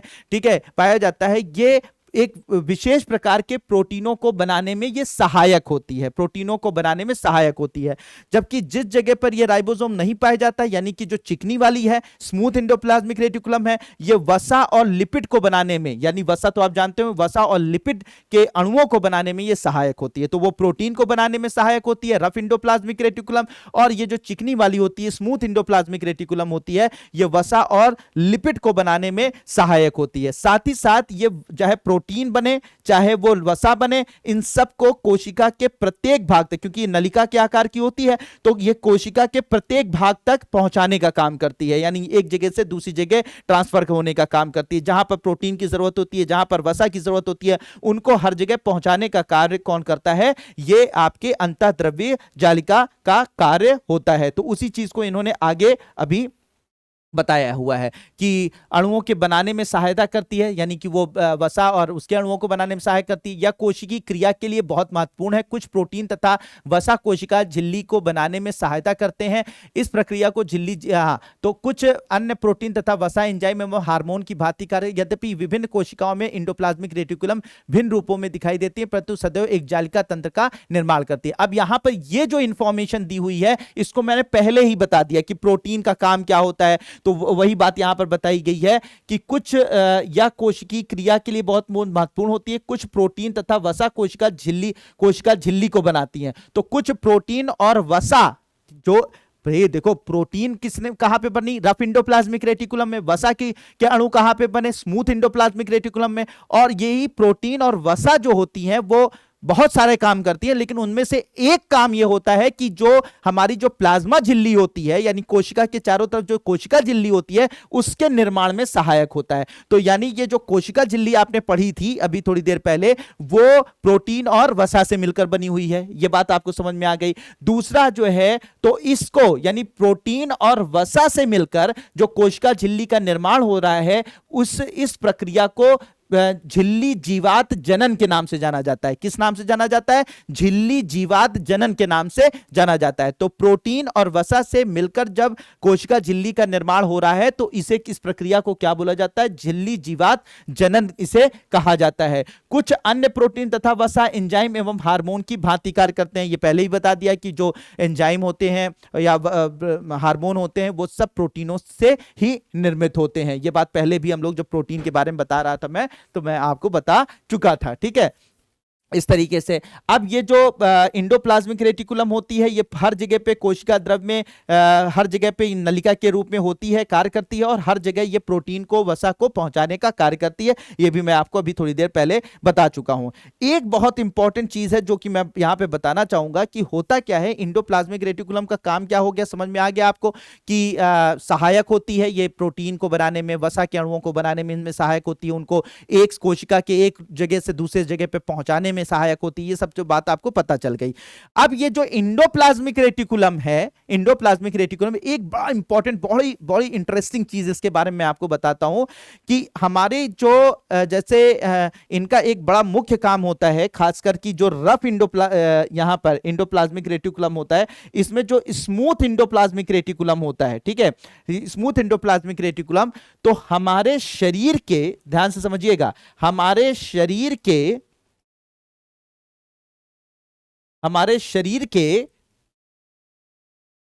के अंदर जो यकृत पाया जाता है, जो हमारा लिवर पाया जाता है, ठीक है, लिवर पाया जाता है, जो हमारा यकृत पाया जाता है, उस लिवर के अंदर जो कोशिका पाई जाती है, जिससे कि हमारा ये लिवर बना हुआ है जिस कोशिका से, तो हमारे शरीर के अंदर जो लिवर पाया जाता है, लिवर जिन कोशिकाओं से बना होता है, उन कोशिकाओं में जो स्मूथ इंडोप्लाज्मिक रेटिकुलम पाया जाता है, यानी चिकना जो अंतःद्रवी जालिका पाई जाती है, इसका एक कार्य और होता है। वो कार्य क्या होता है कि जब इंसान, ठीक है, इंसान किसी भी प्रकार का विष, ठीक है, टॉक्सिन, जहर हमारे अपने शरीर में लेता है, चाहे वो किसी भी प्रकार से, कभी कभी खानों में भी जहर, कई प्रकार, वो जहर मत समझो कि जो जहर खाने वाला, मतलब कभी कभी हमारे जो खाने होते हैं, भोजन होता है, उसमें बहुत सारे टॉक्सिक मटेरियल होते हैं जो हमारे शरीर के लिए बहुत ज्यादा अच्छे नहीं होते हैं, ठीक है।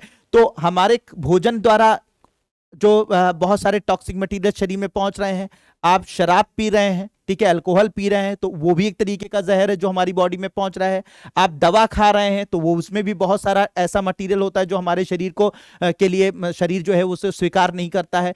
इस तरीके से किसी भी प्रकार का विष, चाहे वो खाने से पहुंचे, चाहे वो पीने से पहुंचे, चाहे वो दवा से पहुंचे, तो वो जब हमारे शरीर के अंदर जाता है और हमारे शरीर के किसी काम का नहीं रहता है, तो ये सारा का सारा दवा, ठीक है, दवा, दारू और भोजन के द्वारा जो भी विष हमारे शरीर में पहुंच रहा है, ये हमारे यकृत में पहुंचता है, ठीक है, यकृत में पहुंचता है वाया रक्त, ये यकृत में पहुंचता है, और यकृत के अंदर मौजूद जो कोशिकाएं होती हैं, यानी यकृत की कोशिकाएं जो होती हैं, उनमें जो स्मूथ इंडोप्लाज्मिक रेटिकुलम पाया जाता है, वो उसे क्या करता है, उसे फिल्टर कर देता है, यानी कि उसको छान देता है, उसको छानने का काम कर देता है, ठीक है, छान देता है। तो इस प्रक्रिया को बोला जाता है डिटॉक्सिफिकेशन, इंग्लिश में बोला जाता है, और हिंदी में से बोला जाता है निराविषीकरण की प्रक्रिया। यानी हमारे शरीर में पहुंच रहे सभी जहरीले पदार्थों को छान कर अलग करने की प्रक्रिया को निराविषीकरण की प्रक्रिया बोलते हैं। और इस तरीके से छान कर उन टॉक्सिक मटेरियल को अलग कर दिया जाता है, उन जहरीले पदार्थों को अलग कर दिया जाता है हमारे शरीर से, और फिर उनको हमारी बॉडी जो है वो क्या करती है, उन टॉक्सिक, उन जहरीले पदार्थों को शरीर से बाहर निकाल देती है, क्योंकि वो हमारे शरीर के लिए नुकसान पहुंचा सकते हैं, हानिकारक होते हैं, तो वो हमारा शरीर उनको अलग अलग प्रक्रियाओं के जरिए शरीर से बाहर निकाल देता है। तो मतलब यह है कि हमारे शरीर में पहुंचने वाले जहर को कौन छानता है, हमारे शरीर में पहुंचने वाला जो भी टॉक्सिक मटेरियल होता है उसको छानने का काम कौन करता है, लिवर करता है। लिवर के अंदर कौन करता है, कोशिकाएं करती हैं। कोशिकाएं में कौन करता है, जो मौजूद स्मूथ इंडोप्लाज्मिक रेटिकुलम या चिकना जो है अंतःद्रवी जालिका होती है वो करती है। ये बात बिल्कुल स्पष्ट हो गई। यही वजह होती है कि बहुत ज्यादा अगर आप शराब पीने लगे तो सबसे पहले लिवर खराब होगा। क्यों खराब होगा, क्योंकि जितना ज्यादा आप टॉक्सिन उस शरीर में भेज रहे हैं कि आपका लिवर एक वक्त के बाद बर्दाश्त करना बंद कर देगा, ठीक है, बंद देगा कि भैया अब इससे ज्यादा हम छान ना पाएंगे, ठीक है, अब जाओ तुम अपने रास्ते, हम अपने रास्ते, तो वही वाला मामला हो जाएगा, ठीक है। इसी वजह से लिवर खराब, क्योंकि आप उस पर ज्यादा जोर दे रहे हैं, ज्यादा उससे टॉक्सिन जो है वो फिल्टर करवा रहे हैं, ठीक है, बात समझ में आ गई। तो निराविषीकरण की प्रक्रिया कहां होती है, लिवर में होती है, ठीक है, लिवर में होती है। और इसमें जो स्मूथ इंडोप्लाज्मिक रेटिकुलम होता है लिवर की कोशिकाओं में, वो इसको छानने का काम करता है। तो यकृत की कोशिकाओं में स्मूथ इंडोप्लाज्मिक रेटिकुलम विष तथा दवा के निराविषीकरण करने में महत्वपूर्ण भूमिका निभाता है। तो ये बात बिल्कुल क्लियर हो गई होगी। इसके अलावा अब ये जो इंडोप्लाज्मिक रेटिकुलम का कार्य आपको समझ में आ गया, क्या होता है, कैसे होता है, ये बातें आपको समझ में आ गई। इसके अलावा अब हम लोग बात करेंगे दूसरे आपके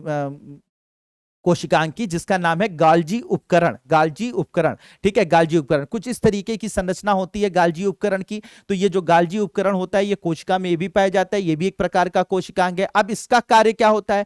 इसका कार्य क्या होता है कि जो हमारे शरीर के अंदर मौजूद जो प्रोटीन बन रहा है या वसा बन रही है या जो भी इस तरीके के अणु बन रहे हैं, उन अणुओं को, जो अलग अलग तरीके के अणु बन रहे हैं, अलग अलग तरीके की प्रोटीन बन रही, उन अणुओं को एक साथ जोड़कर उनकी पैकेजिंग करने का काम, उनको पैकेज करने का काम कौन करता है? उनको पैकेज करने का काम करता है गाल्जी उपकरण। तो गाल्जी उपकरण का काम क्या होता है? शरीर के अंदर जो भी प्रोटीन बन रही है, जो भी वसा के अणु बन रहे हैं या फिर और भी जो हार्मोन बन रहे हैं, एंजाइम टाइप के प्रोटीन बन रहे हैं, उन सब को क्या करता है?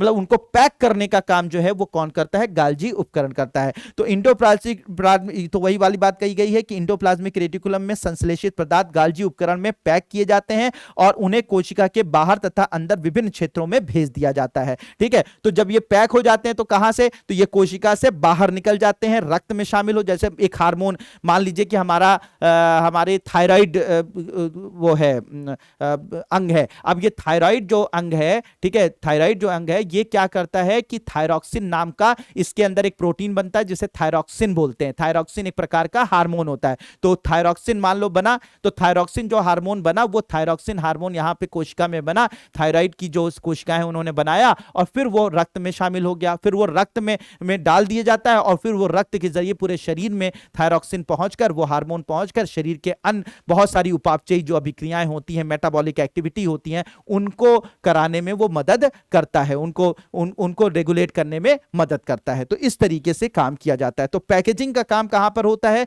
इसमें गाल्जी उपकरण में इसका कार्य होता है। ठीक है, इसका कार्य होता है। फिर उसके बाद नेक्स्ट जो है वो आता है लाइसोसोम। लाइसोसोम बहुत ही इंपॉर्टेंट है।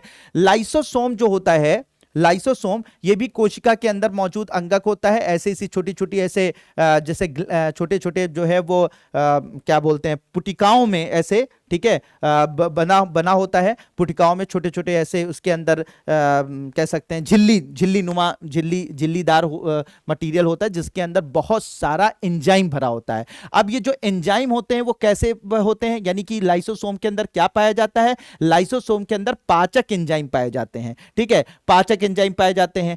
और ये जो पाचक एंजाइम होते हैं, ठीक है, पाचक एंजाइम कहां पाए जाते हैं? लाइसोसोम। लाइसोसोम क्या है? एक अंगक है। ठीक है, अंगक है। तो ये जो लाइसोसोम है, इसके अंदर पाचक एंजाइम पाए जाते हैं। ये करते क्या है पाचक एंजाइम? कोशिका के अंदर मौजूद जो जटिल अणु होते हैं, जो जटिल पदार्थ होते हैं, उन जटिल पदार्थों को ये तोड़कर सरल पदार्थों में बदलने का काम करते हैं। तो फिर से समझ लीजिए, लाइसोसोम के अंदर क्या पाए जाते हैं? पाचक एंजाइम। ठीक है, लाइसोसोम के अंदर क्या पाए जाते हैं? पाचक एंजाइम। पाचक एंजाइम का कार्य क्या होता है? हमारे शरीर में मौजूद या हमारी कोशिका के अंदर मौजूद जो जटिल पदार्थ होते हैं उनको सरलतम पदार्थों में तोड़ देना, जिससे कि वो हमारे वो अणु जो होते हैं, वो पदार्थ जो होते हैं जो सरलतम रूप में बदल जाते हैं, वो हमारी कोशिका के कार्य आ सकें। तो हमारी कोशिकाएं जो होती हैं वो सरल रूप में चीजों को अवशोषित करती हैं या उनको उपयोग करती हैं और उनको जटिल से सरल में कोशिका के अंदर बदलने का काम कौन कर रहा है? हमारे जो है लाइसोसोम करता है। तो वही बात यहां पर कही गई है कि इनमें पाचक एंजाइम होते हैं। रफ इंडोप्लाज्मिक रेटिकुलम इन एंजाइमों को बनाते हैं। और आपको पता है सारा प्रोटीन वही बनता है, एंजाइम भी एक प्रकार का प्रोटीन है, तो रफ इंडोप्लाज्मिक रेटिकुलम ही बनाएगा। ठीक है, लाइसोसोम कोशिका का अपशिष्ट निपटाने वाला तंत्र है। यह बाहरी पदार्थ एवं कोशिका अंगकों के टूटे फूटे भागों को पाचित करके कोशिका को साफ करते हैं। कोशिका के अंदर आने वाली बाहरी पदार्थ जैसे बैक्टीरिया अथवा भोजन तथा पुराने अंगक लाइसोसोम में चले जाते हैं, जो उन्हें छोटे छोटे टुकड़ों में तोड़ देते हैं। ठीक है, लाइसोसोम में बहुत शक्तिशाली पाचनकारी एंजाइम होते हैं जो जटिल पदार्थों को सरल पदार्थों में तोड़ देते हैं। तो जो मैंने बात बताई, इसका मुख्य काम क्या होता है? जटिल पदार्थों को सरल पदार्थों में तोड़ देना। अब इसके अंदर मान लीजिए जटिल पदार्थों को सरल पदार्थों में तोड़ देना। ठीक है, तो जटिल पदार्थों को सरल पदार्थों में तोड़ देना इसका काम होता है मुख्यतः। अब अगर मान लीजिए कोई टूटा फूटा अंगक हो गया, कोई टूटा फूटा ऑर्गन हो गया, जो कि कोशिकांग हो गया, जो हमारी कोशिका के अंदर मौजूद है, और वो किसी काम का नहीं बच रहा तो उसको भी तोड़कर ये सरल भागों में बदल देगा। कोई अपशिष्ट पदार्थ होगा, वेस्ट मटेरियल होगा जो कि हमारी कोशिका से बाहर नहीं निकल पा रहा है क्योंकि वो जटिल रूप में, उसको भी तोड़कर सरल पदार्थों में बदल देना जिससे कि वो आसानी से बाहर निकल जाए। कुल मिलाकर इसका काम क्या होता है, जटिल पदार्थों को, जटिल अणुओं को सरल अणुओं में बदलने का काम ये करता है क्योंकि इसके अंदर वो पाचनकारी एंजाइम मौजूद होते हैं। तो वही यहां पे कहा गया। इसके अलावा कोई भी बैक्टीरिया वगैरह अगर आपकी कोशिका के अंदर प्रवेश कर गया, बैक्टीरिया ने प्रवेश कर लिया आपकी कोशिका के अंदर, तो उस बैक्टीरिया को, बैक्टीरिया भी तो एक जीव है, वो भी तो कुछ किसी ना किसी प्रोटीन से बना हुआ है या किसी ना किसी जो है वो पदार्थ से बना हुआ है,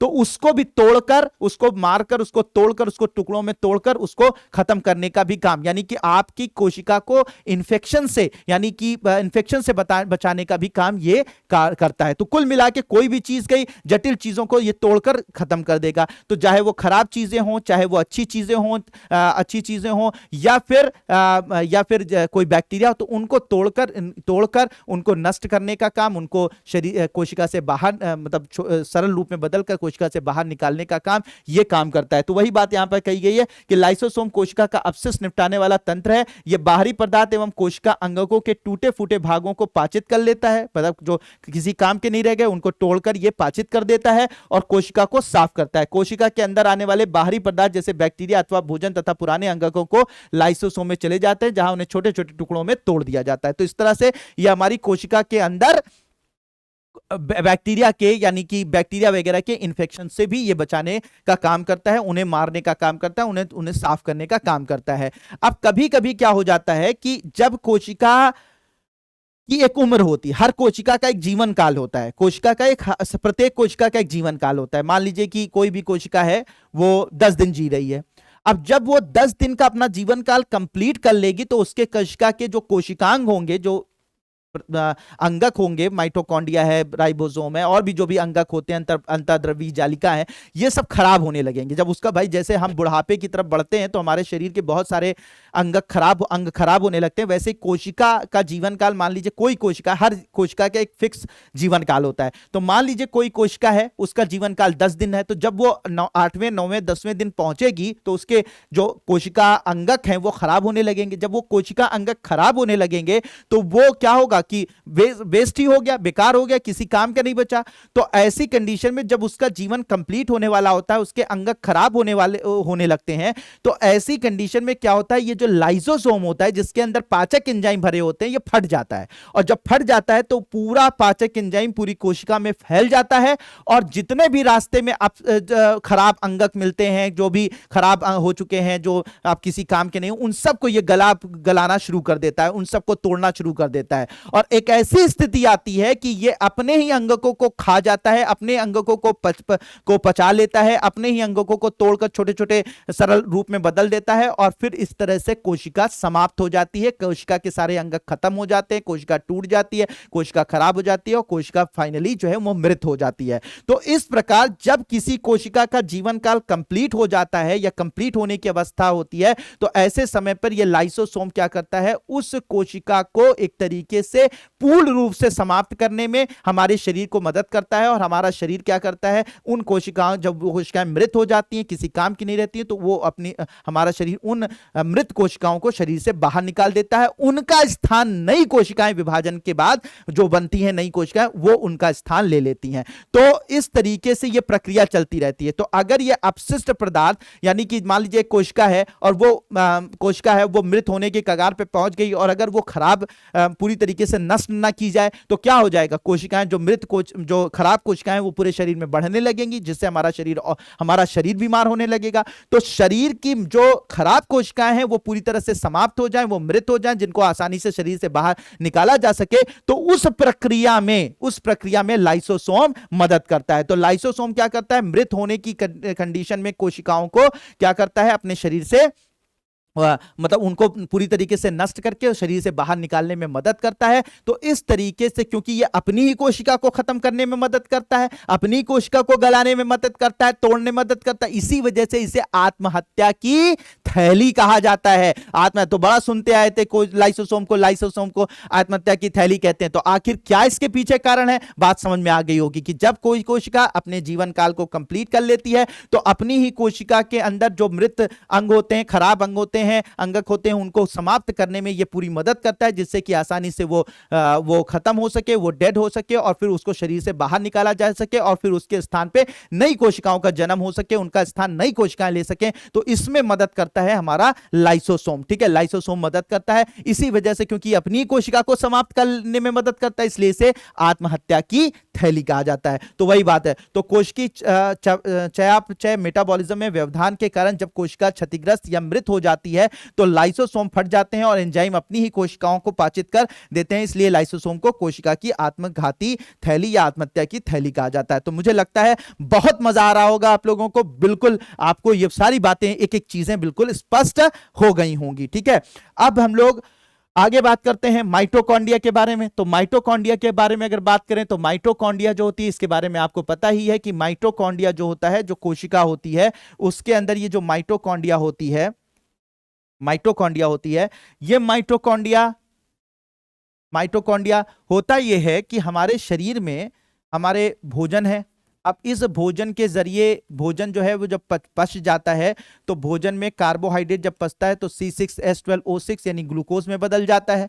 ग्लूकोज जो है हमारे शरीर की कोशिकाओं में पहुंचता है। ठीक है, और जब हम लोग सांस लेते हैं तो हमारे फेफड़ों से ऑक्सीजन, ठीक है, हमारे जो फेफड़े होते हैं उनसे जो है वो ऑक्सीजन जो है वो हम लेते हैं और ऑक्सीजन रक्त में घुलकर हमारे कोशिका में पहुंचती है। ठीक है, कोशिका में, तो कोशिका में भोजन पाचित होने के बाद, उसका कार्बोहाइड्रेट पाचित होने के बाद ग्लूकोज में बदलता है, ग्लूकोज हमारी कोशिका में पहुंचता है। हम जो श्वसन करते हैं, सांस लेते हैं, तो उस श्वसन में जो ऑक्सीजन हम लेते हैं वो भी हमारे रक्त में घुलकर हमारी कोशिका में पहुंचता है। ठीक है, अब यहां पर ग्लूकोज जो है वो जो ग्लूकोज है C6H12O6 है, उसको ये ऑक्सीजन तोड़ देता है और तोड़ देता है किसमें, कार्बन डाइऑक्साइड, पानी और साथ ही साथ इसी से निकलती है ऊर्जा। ठीक है, तो जब ग्लूकोज टूटता है, कौन तोड़ता है, ऑक्सीजन तोड़ती है। ऑक्सीजन जब ग्लूकोज को तोड़ देती है तो कार्बन डाइऑक्साइड बनता है, पानी बनता है और साथ ही साथ ये ऊर्जा निकलती है। ये जो ऊर्जा होती है, ठीक है, ये ऊर्जा जो होती है वो एटीपी नाम के अणुओं के रूप में बदल जाती है, एडेनोसिन ट्राइफॉस्फेट बोलते हैं।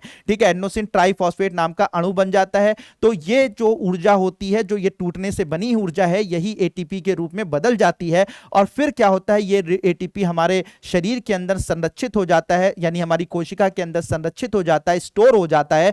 और जब हमारे शरीर को जरूरत पड़ती है ऊर्जा की, किसी भी कार्य करने में ऊर्जा की जरूरत पड़ती है, तो यही एटीपी जो है टूट टूट कर जो है हमें ऊर्जा प्रदान करता है। मतलब एक डायरेक्ट आपको ऊर्जा नहीं मिलती है, मतलब अगर ऐसा हो जाए तो पता लगा हमने सारा ग्लूकोज अभी खाया, ग्लूकोज एक साथ टूटा, एक साथ ऊर्जा निकाला और एक साथ हमारे अंदर ऊर्जा आ गई। ऐसे तो हो जाएगा तो पता लगा कि लोग अभी खाना खाएंगे, नाश्ता करेंगे और नाश्ता करने के बाद जो है साइकिल चलाकर ट्यूशन पढ़ने जा रहे हैं, कोचिंग पढ़ने जा रहे हैं और पता लगा एक बारगी सारा खाना पाचित हुआ, फिर उसके बाद एक साथ ही जो है वो ग्लूकोज पहुंचा, ग्लूकोज एक साथ टूटा, एक साथ ऊर्जा मिली, साइकिल जो है साइकिल पर जो पैडल मारी इतनी ऊर्जा आ गई, ऐसी पैडल मारी कि पता लगा साइकिल जो है हवाई जहाज बन गई और पता लगा ट्यूशन हवाई जहाज से पहुंच रहे हो, साइकिल को ही हवाई जहाज बना दोगे और फिर वहीं पर ऊर्जा खत्म हो गई, यानी कि सारा ग्लूकोज यूज हो गया और फिर उसके बाद वहीं साइकिल ट्यूशन के कोचिंग सेंटर के गेट तक तो पहुंच गए, लेकिन फिर वही गेट के नाले पे पता लगा पड़ के ऐसे पड़े हुए हो। क्यों पड़े हुए हो? क्योंकि भैया ऊर्जा जो खाना खाए थे उसकी ऊर्जा रास्ते में मिल गई तो साइकिल से उड़ के चले आए और यहां पर वो अब ग्लूकोज बचा नहीं, सारा एक साथ यूज हो गया तो पता लगा नाले में पड़े हो कि अभी भैया कहीं से इनको ग्लूकोज फिर से पहुंचाओ, नहीं तो ये ऐसे ही पड़े रहेंगे। क्यों? तो ऐसा हो जाएगी। तो ऐसा अगर लगातार हम खाना जैसे एक साथ खाते हैं, एक साथ अगर वो पाचित हो, एक साथ ग्लूकोज में बदले, एक साथ ऊर्जा प्रदान करे, ठीक है, तो क्या हो जाएगा, तब तो फिर गड़बड़ हो जाएगा, तब तो तुरंत ऊर्जा आ जाएगी, तो एक साथ बहुत ज्यादा ऊर्जा आ जाएगी और फिर एक साथ वो खत्म भी हो जाएगी। फिर उसके बाद वो ऊर्जा अगर तुरंत नहीं मिली आपको तो फिर पता लगा आप दुनिया ही छोड़ देंगे। तो ये ना हो, तो इसीलिए क्या है, प्रकृति में एक प्रोसेस बनाई गई, उसमें सबसे पहले आप जो खाना खाते हैं वो ग्लूकोज में बदलता है, ग्लूकोज जो है वो टूटता है ऑक्सीजन की मदद से, जिससे ऊर्जा निकलती है। अब ये ऊर्जा आपको डायरेक्ट नहीं मिलती, एक साथ नहीं मिलती, बल्कि एटीपी अणुओं में बदल जाती है, एटीपी अणुओं में बदल जाती है और फिर ये एटीपी शरीर के अंदर संरक्षित रहता है। फिर आप जब साइकिल चलाओगे तो आपको जितने साइकिल चलाने में ऊर्जा की जरूरत है उतना एटीपी टूट जाएगा, एटीपी अणु टूटकर ऊर्जा प्रदान करेगा, उतना साइकिल साइकिल चलाने में यूज हो जाएगी, फिर आप ट्यूशन पढ़ें, कोचिंग पे पहुंचेंगे, कोचिंग में जो है आप पढ़ रहे हैं तो उसमें जो ऊर्जा यूज हो रही है उतना एटीपी टूट टूट कर उतनी ऊर्जा देगा, फिर आप घर वापस आए तो उतनी एटीपी टूट टूट कर घर आने में वापस आने में आपकी मदद करेगा। और फिर जब एटीपी खत्म होने लगता है, एटीपी समाप्त होने लगता है, उससे ऊर्जा मिलना कम होने लगती है, तब तक आप दूसरा भोजन कर लेते हो, शाम का भोजन कर लेते हो, फिर ग्लूकोज में बदला, फिर टूटा, फिर एनर्जी रिलीज हुई, फिर एटीपी में बदला, फिर वो एटीपी संरक्षित हो गया, फिर उसके बाद रात भर काम चला, फिर सुबह उठे, फिर एटीपी कम हो गया था, फिर नाश्ता कर लिया, ऐसे ही process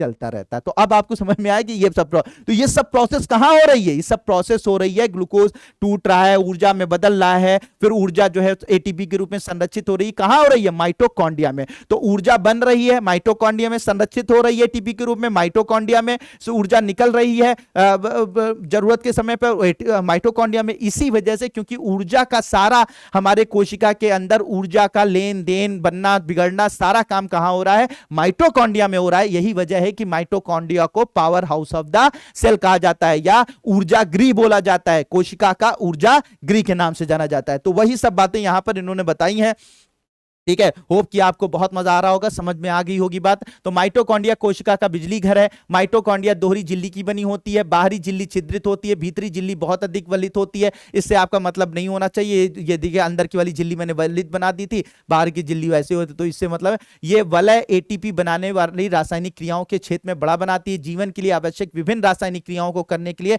mitochondria ATP adenosine triphosphate के रूप में ऊर्जा प्रदान करता है। एटीपी कोशिका की ऊर्जा है। शरीर नई रासायनिक यौगिकों को बनाने तथा यांत्रिक कार्य करने के लिए एटीपी में संचित ऊर्जा का उपयोग करता है। वही सब चीजों को इन्होंने टिपिकल बताया, वही सारी चीजें मैंने आसान भाषा में आपको बता दी। माइटोकॉन्ड्रिया बहुत अद्भुत अंगक है क्योंकि इसमें उसका अपना डीएनए, हाँ याद रखिएगा कि माइटोकॉन्ड्रिया का जैसे कोशिका के केंद्रक में डीएनए पाया जाता है, और इसके अलावा डीएनए कहां पाया जाता है आपसे पूछा जाए तो डीएनए जो है कोशिका के केंद्रक में मुख्यतः पाया जाता है।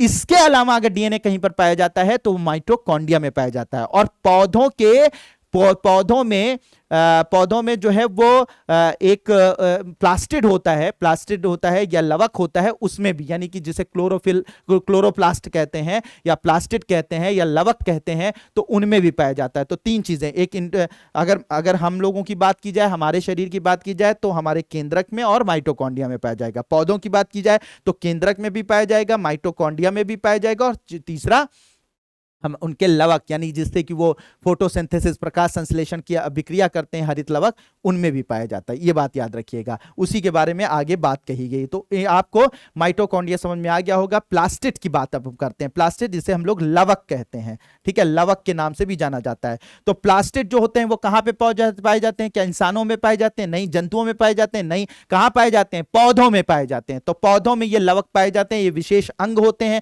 जो पौधों में पाए जाते हैं, विशेष अंगक होते हैं जो पौधों में पाए जाते हैं, जंतुओं में नहीं पाए जाते, ठीक है, जंतुओं में नहीं पाए जाते। तो प्लास्टिड जो है वो दो प्रकार के होते हैं, एक क्रोमोप्लास्ट होता है, रंगीन प्लास्टिड इसे कहा जाता है, तथा ल्यूकोप्लास्ट होता है जिसे श्वेत तथा रंगहीन प्लास्टिड कहते हैं, ठीक है। जिस क्रोमोप्लास्ट में क्लोरोफिल वर्णक होता है उसे क्लोरोप्लास्ट कहते हैं। हाँ, तो अगर ऐसे मान लिया जाए तो तीन तरीके के होते हैं, अगर इसको बहुत टिपिकल ना बनाया जाए तो समझिएगा, मैं ऐसे समझा देता हूं जो इन्होंने बोला है।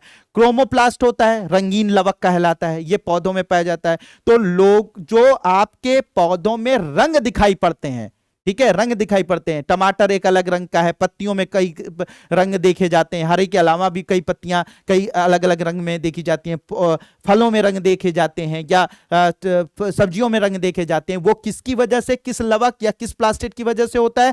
क्रोमोप्लास्ट की वजह से होता है। किस वजह से होता है? क्रोमोप्लास्ट। तो पौधों में रंग प्रदान करने का काम कौन करता है? क्रोमोप्लास्ट करता है, ठीक है। ल्यूकोप्लास्ट दूसरा, ल्यूकोप्लास्ट रंगहीन होता है, श्वेत लवक होता है। यह क्या करता है कि भोजन का संचय करता है, यानी पौधों के अंदर भोजन का संचय यानी फूड का जो स्टोरेज करने का काम होता है वो ल्यूकोप्लास्ट करता है। और फिर तीसरा होता है, ठीक है, जिसे हम लोग क्लोरोप्लास्ट कहते हैं, क्लोरोप्लास्ट कहते हैं, वो क्लोरोप्लास्ट हरे रंग का होता है हरे रंग का होता है और यह प्रकाश संश्लेषण की अभिक्रिया में मदद करता है। तो क्लोरोप्लास्ट जो होता है उसके अंदर मौजूद होता है क्लोरोफिल, और क्लोरोफिल क्या करती है? सूर्य की ऊर्जा को अवशोषित करके क्या करती है? फोटोसिंथेसिस यानी प्रकाश संश्लेषण की अभिक्रिया करती है, जिसकी वजह से पौधे अपना भोजन बनाते हैं। कार्बन डाइऑक्साइड, ठीक है, कार्बन डाइऑक्साइड और पानी और इन सब की मदद से, सूर्य की रोशनी की मदद से ये जो भोजन बनता है, ग्लूकोज बनता है हमारे पौधों के अंदर प्रकाश संश्लेषण की अभिक्रिया द्वारा, वो किसमें हो पाता है, वो क्लोरोप्लास्ट यानी जो कि ग्रीन हरित लवक जिसे बोला जाता है उनके जरिए हो पाता है। ठीक है, हो पाता है। तो ये सारी चीजें हो गई। ठीक है, तो आपको ल्यूकोप्लास्ट भी समझ में आ गया हो, क्रोमोप्लास्ट का क्या काम है, ल्यूकोप्लास्ट का क्या काम है और क्लोरोप्लास्ट का क्या काम है,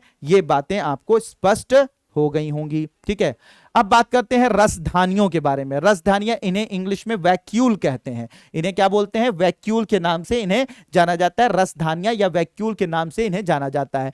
तो ये जो रसधानियां होती हैं, तो ये मुख्यतः मैं ऐसे मोटा मोटा आपको बता दूं, ठीक है, जो कोशिकाएं होती हैं उन कोशिकाओं में ये खाली से स्थान होते हैं जिनके अंदर बहुत सारा जल वगैरह और अपशिष्ट पदार्थ और कई तरीके के उत्सर्जी पदार्थ और साथ ही साथ कुछ जो है वो न्यूट्रिएंट यानी कि पोषक पदार्थ भरे होते हैं। ठीक है, तो इन्हें ही हम लोग क्या बोलते हैं, रसधानियां बोलते हैं। पौधों में ये काफी बड़ी पाई जाती हैं और जंतुओं में या तो नहीं पाई जाती या तो पाई भी जाती हैं तो बहुत छोटी पाई जाती हैं। ठीक है, छोटी पाई जाती हैं, तो इन्हें रसधानियां बोलते हैं। तो खाली सा स्थान होता है जो काफी जल से, बहुत सारे अपशिष्ट पदार्थों से, उत्सर्जी पदार्थों से, खनिज पदार्थों से भरा होता है, तो ये क्या कहलाता है, रसधानियां। मुख्यतः पौधों में पाई जाती हैं, पौधों की कोशिकाओं में पाई जाती हैं, जंतुओं में या तो नहीं पाई जाती या तो बहुत छोटे आकार की पाई जाती हैं। ठीक है, छोटे आकार। तो क्या क्या काम होता है इसको जरा देख लेते हैं। तो यहां पे बात करते हैं, तो रसधानियां ठोस अथवा तरल पदार्थों की संग्राहक थैलियां होती हैं, संग्रह होता है इसमें। जंतु कोशिकाओं में रसधानियां छोटी होती हैं जबकि पादप कोशिकाओं में रसधानियां बहुत बड़ी होती हैं। बता दिया आपको। कुछ पौधों की कोशिकाओं की केंद्रीय रसधानी की माप कोशिका के आयतन का 50% से 90% होती है। मतलब इतनी बड़ी होती हैं कि पूरे आयतन का 50 से 90% तक होती हैं कुछ पौधों में। पादप कोशिकाओं की रसधानियों में कोशिका द्रव्य भरा होता है और ये कोशिकाओं को स्फीति तथा कठोरता प्रदान करती हैं। पौधों के लिए आवश्यक बहुत से पदार्थ राजधानी में स्थित होते हैं। यह अमीनो अम्ल, शर्करा, विभिन्न कार्बनिक अम्ल तथा कुछ प्रोटीन है। मैंने बताया ना, सभी सब पोषक पदार्थ भी मौजूद होते हैं, अपशिष्ट पदार्थ भी मौजूद होते हैं, इनके अंदर मौजूद होते हैं, वही सब बताया। एक कोशिकीय जीवों में जैसे अमीबा की खाद्य राजधानी में उनके द्वारा उपभोग में लाए जाने वाले खाद्य पदार्थ होते हैं। कुछ एक कोशिक जीवों में विशिष्ट राजधानियां अतिरिक्त जल तथा कुछ अपशिष्ट पदार्थों को शरीर से बाहर निकालने में महत्वपूर्ण भूमिका निभाती हैं। तो वह बात स्पष्ट हो गई। इसके अंदर पोषक पदार्थ भी मौजूद होते हैं, अपशिष्ट पदार्थ भी मौजूद होते हैं। कुछ जानवर जैसे कि अमीबा वगैरह हैं उनमें पोषक पदार्थ भी मौजूद होते हैं और कुछ अपशिष्ट पदार्थों को शरीर से बाहर निकालने में भी ये मदद करती हैं। कौन सी? रसधानियां मदद। लेकिन जंतुओं में मुख्यतः बहुत छोटी या नहीं के बराबर ही पाई जाती हैं। प्रत्येक कोशिका की अपनी एक संरचना होती है जिसके द्वारा वे विशिष्ट कार्य जैसे श्वसन, पोषण तथा करते हैं, सब बातें। अतः कोशिका सजीवों की एक मूलभूत संरचनात्मक इकाई है या जीवन की एक मूलभूत क्रियात्मक इकाई भी है। यह बात मैंने पहले ही बता दी थी। ठीक है, तो अब आपने देखा कि बहुत, आपने कोशिका देखा, कोशिका के अंदर केंद्रक देखा, केंद्रक प्लाज्मा झिल्ली देखी, आपने कोशिका के चारों तरफ जो है वो उसकी कार्यात्मक मतलब उसका आपके उसके अंदर जो है वो आपने कोशिका द्रव्य देखा, उसके अंदर आपने माइटोकॉन्ड्रिया, उसके अंदर लाइसोसोम, राइबोसोम, एंडोप्लाज्मिक रेटिकुलम, सब आपने उनके कार्य समझा। तो अब इन सब चीजों को जानने के बाद ये समझ में आपको आ गया होगा कि हर प्रत्येक कोशिका जीवित होती है। ठीक है, ये शरीर के प्रत्येक जीव के शरीर का ही निर्माण, यानी कि सिर्फ ये संरचनात्मक इकाई ही नहीं होती बल्कि ये विभिन्न प्रकार के कार्य करती है जिससे कि ये कार्यात्मक इकाई भी होती है। तो वही बात यहां पर कही है। अब लास्ट में इन्होंने थोड़ा सा कोशिका विभाजन के बारे में बताया है कि कोशिका विभाजन क्या होता है। ठीक है, कोशिका विभाजन क्या होता है, तो सीधी सी बात है, आपको पता है कि कोशिका विभाजन की वजह से ही नए जीवों का, नए कोशिकाओं का जन्म होता है। तो जीवधारियों में वृद्धि हेतु नई कोशिकाएं बनती हैं जिसमें पुरानी मृत व क्षतिग्रस्त कोशिकाओं का प्रतिस्थापन और प्रजनन हेतु युग्मक बनते हैं। नई कोशिकाओं के बनने की प्रक्रिया को कोशिका विभाजन कहते हैं। सूत्री विभाजन और अर्धसूत्री विभाजन नामक दो मुख्य प्रकार की कोशिका विभाजन होते हैं। ठीक है, तो कोशिकाएं विभाजित होती हैं जिससे नई कोशिकाओं का जन्म होता है। जो पुरानी कोशिकाएं मृत हो जाती हैं उनका स्थान लेने के लिए नई कोशिकाएं जो बनती हैं वो कोशिका विभाजन की वजह से होती हैं। कोशिका विभाजन ना होती तो हम आज मतलब स्पर्म पिताजी का माताजी का जो है अंडाणु, ठीक है, शुक्राणु अंडाणु दोनों मिले और मिलने के बाद एक कोशिका बन गई, ठीक है। अब एक कोशिका में विभाजन ना होता तो हम यहाँ एग्जिस्ट ही ना कर रहे होते। एक कोशिका बन जाती, विभाजन होता ही नहीं, तो फिर ना हम 1 से 2, 2 से 4, जो हम अरबों खरबों कोशिकाओं के जो पूरा शरीर बना हुआ है, ये पॉसिबल ना हो पाता। ये पॉसिबल सिर्फ इस वजह से हो पाया क्योंकि कोशिका विभाजन हुआ, ठीक है। अंडाणु शुक्राणु आपस में मिले, एक कोशिका बनी और वो कोशिका विभाजित करके 2, 2 से 4, 4 से 8, 8 से 16, 16 से 32 ऐसे करते विभाजन होने लगा, जिसकी वजह से आज हम सब यहां पर मतलब सरवाइव कर रहे हैं। मतलब हम लोग जो दिख रहे हैं वो कोशिका विभाजन की वजह से। दूसरा, हमारे बाल कट गए, ठीक है, तो हमने काट दिए, फिर से बाल उगाए, कैसे उगाए? कोशिका विभाजन की वजह से। नई कोशिकाओं ने पुरानी कोशिकाओं का स्थान ले लिया। कोशिकाएं जो हैं वो हमारी जो होती हैं, हर एक कोशिका का एक जीवन काल होता है। जब एक कोशिकाएं अपने जीवन काल को कंप्लीट कर लेती हैं तो उस स्थान को लेने के लिए नई कोशिका का जो जन्म होता है वो भी कोशिका विभाजन की वजह से होता है। तो हमारे अंदर जो वृद्धि हो रही है, विकास हो रहा है, नई कोशिकाएं पुरानी कोशिकाओं का स्थान ले रही हैं, सब कुछ किसकी वजह से है? कोशिका विभाजन। अब ये कोशिका विभाजन 2 प्रकार का होता है। एक होता है समसूत्री, एक होता है आपका अर्धसूत्री कोशिका विभाजन। तो याद रखिएगा, सबसे पहले समसूत्री कोशिका विभाजन को मैं शॉर्ट में आपको बताता हूं कि जो समसूत्री कोशिका विभाजन, देखो पहले तो ये बात समझ लो बच्चों कि क्या होता है कि जो कोशिकाएं होती हैं वो 2 प्रकार की कह सकते हैं हम लोग, ठीक है। कोशिकाएं 2 प्रकार की हो गई। एक कहलाती है आपकी कहलाती है जनन, मतलब कि जर्म कोशिकाएं कह सकते हैं, तो जर्म कोशिकाएं कहलाती हैं, ठीक है। और दूसरी होती है आपकी सोमैटिक कोशिकाएं, ठीक है, सोमैटिक कोशिकाएं। तो एक जर्म कोशिकाएं होती हैं, एक सोमैटिक कोशिकाएं। जर्म कोशिकाएं वो होती हैं जो शुक्राणु तथा अंडाणु, यानी पुरुषों में शुक्राणुओं को जन्म देती हैं और महिलाओं में अंडाणुओं को जन्म देती हैं, यानी हमारे जनन अंगों में पाई जाती हैं। तो ये जो कोशिकाएं होती हैं कहां पे पाई जाती हैं? हमारे जनन अंगों में, ठीक है। हमारे कहां पे पाई जाती हैं? ये जर्म कोशिकाएं कहां पाई जाती हैं? ये हमारे जनन अंगों में पाई जाती हैं, ठीक है। मनुष्य के जनन अंगों में पाई जाने वाली जो कोशिकाएं होती हैं उन्हें जर्म कोशिकाएं कहते हैं। जर्म कोशिकाएं क्या काम करती हैं बच्चों? शुक्राणुओं का, पुरुषों में शुक्राणुओं का, और महिलाओं में जो है वो क्या करती हैं? ये अंडाणुओं का निर्माण करती हैं। तो ये जर्म कोशिकाएं कहलाती हैं, ठीक है। सोमैटिक कोशिकाएं क्या होती हैं? जर्म कोशिकाओं को छोड़कर शरीर की प्रत्येक कोशिका जर्म कोशिकाओं को छोड़ दो, तो ये जर्म कोशिकाओं को अलग कर दो, शरीर के अंदर प्रत्येक कोशिका जो होगी वो क्या कहलाएगी? सोमैटिक कोशिका कहलाएगी। मतलब स्किन की कोशिका सोमैटिक, बाल की कोशिका सोमैटिक, ठीक है। हेयर, आपकी स्किन की हमारे आमाशय की कोशिका सोमैटिक, ठीक है। तो हमारे शरीर में प्रत्येक कोशिका, जर्म कोशिका को छोड़ दिया जाए, सब सोमैटिक कोशिका है, सोमैटिक कोशिकाएं। जर्म कोशिकाएं क्या होती हैं? ये जनन अंगों में पाई जाती हैं। क्या करती हैं? पुरुषों में शुक्राणुओं का निर्माण और महिलाओं में अंडाणुओं का निर्माण करती हैं, ठीक है। अब ये जो जर्म कोशिकाएं होती हैं बच्चों, ये जो जर्म कोशिकाएं होती हैं इनमें होता है अर्धसूत्री कोशिका विभाजन। क्या होता है? अर्धसूत्री कोशिका विभाजन। तो याद रखिएगा, जो जर्म कोशिकाएं होती हैं यानी अंडाणुओं और शुक्राणुओं को निर्मित करने वाली जो कोशिकाएं होती हैं, जिन्हें हम जर्म कोशिकाएं बोलते हैं, जो जनन अंगों में पाई जाती हैं, ये होती है, इनमें होता है अर्धसूत्री कोशिका विभाजन। अर्धसूत्री कोशिका विभाजन होता है। अर्धसूत्री कोशिका विभाजन में होता क्या है कि इन कोशिकाओं के विभाजन से, यानी जर्म कोशिकाओं के विभाजन से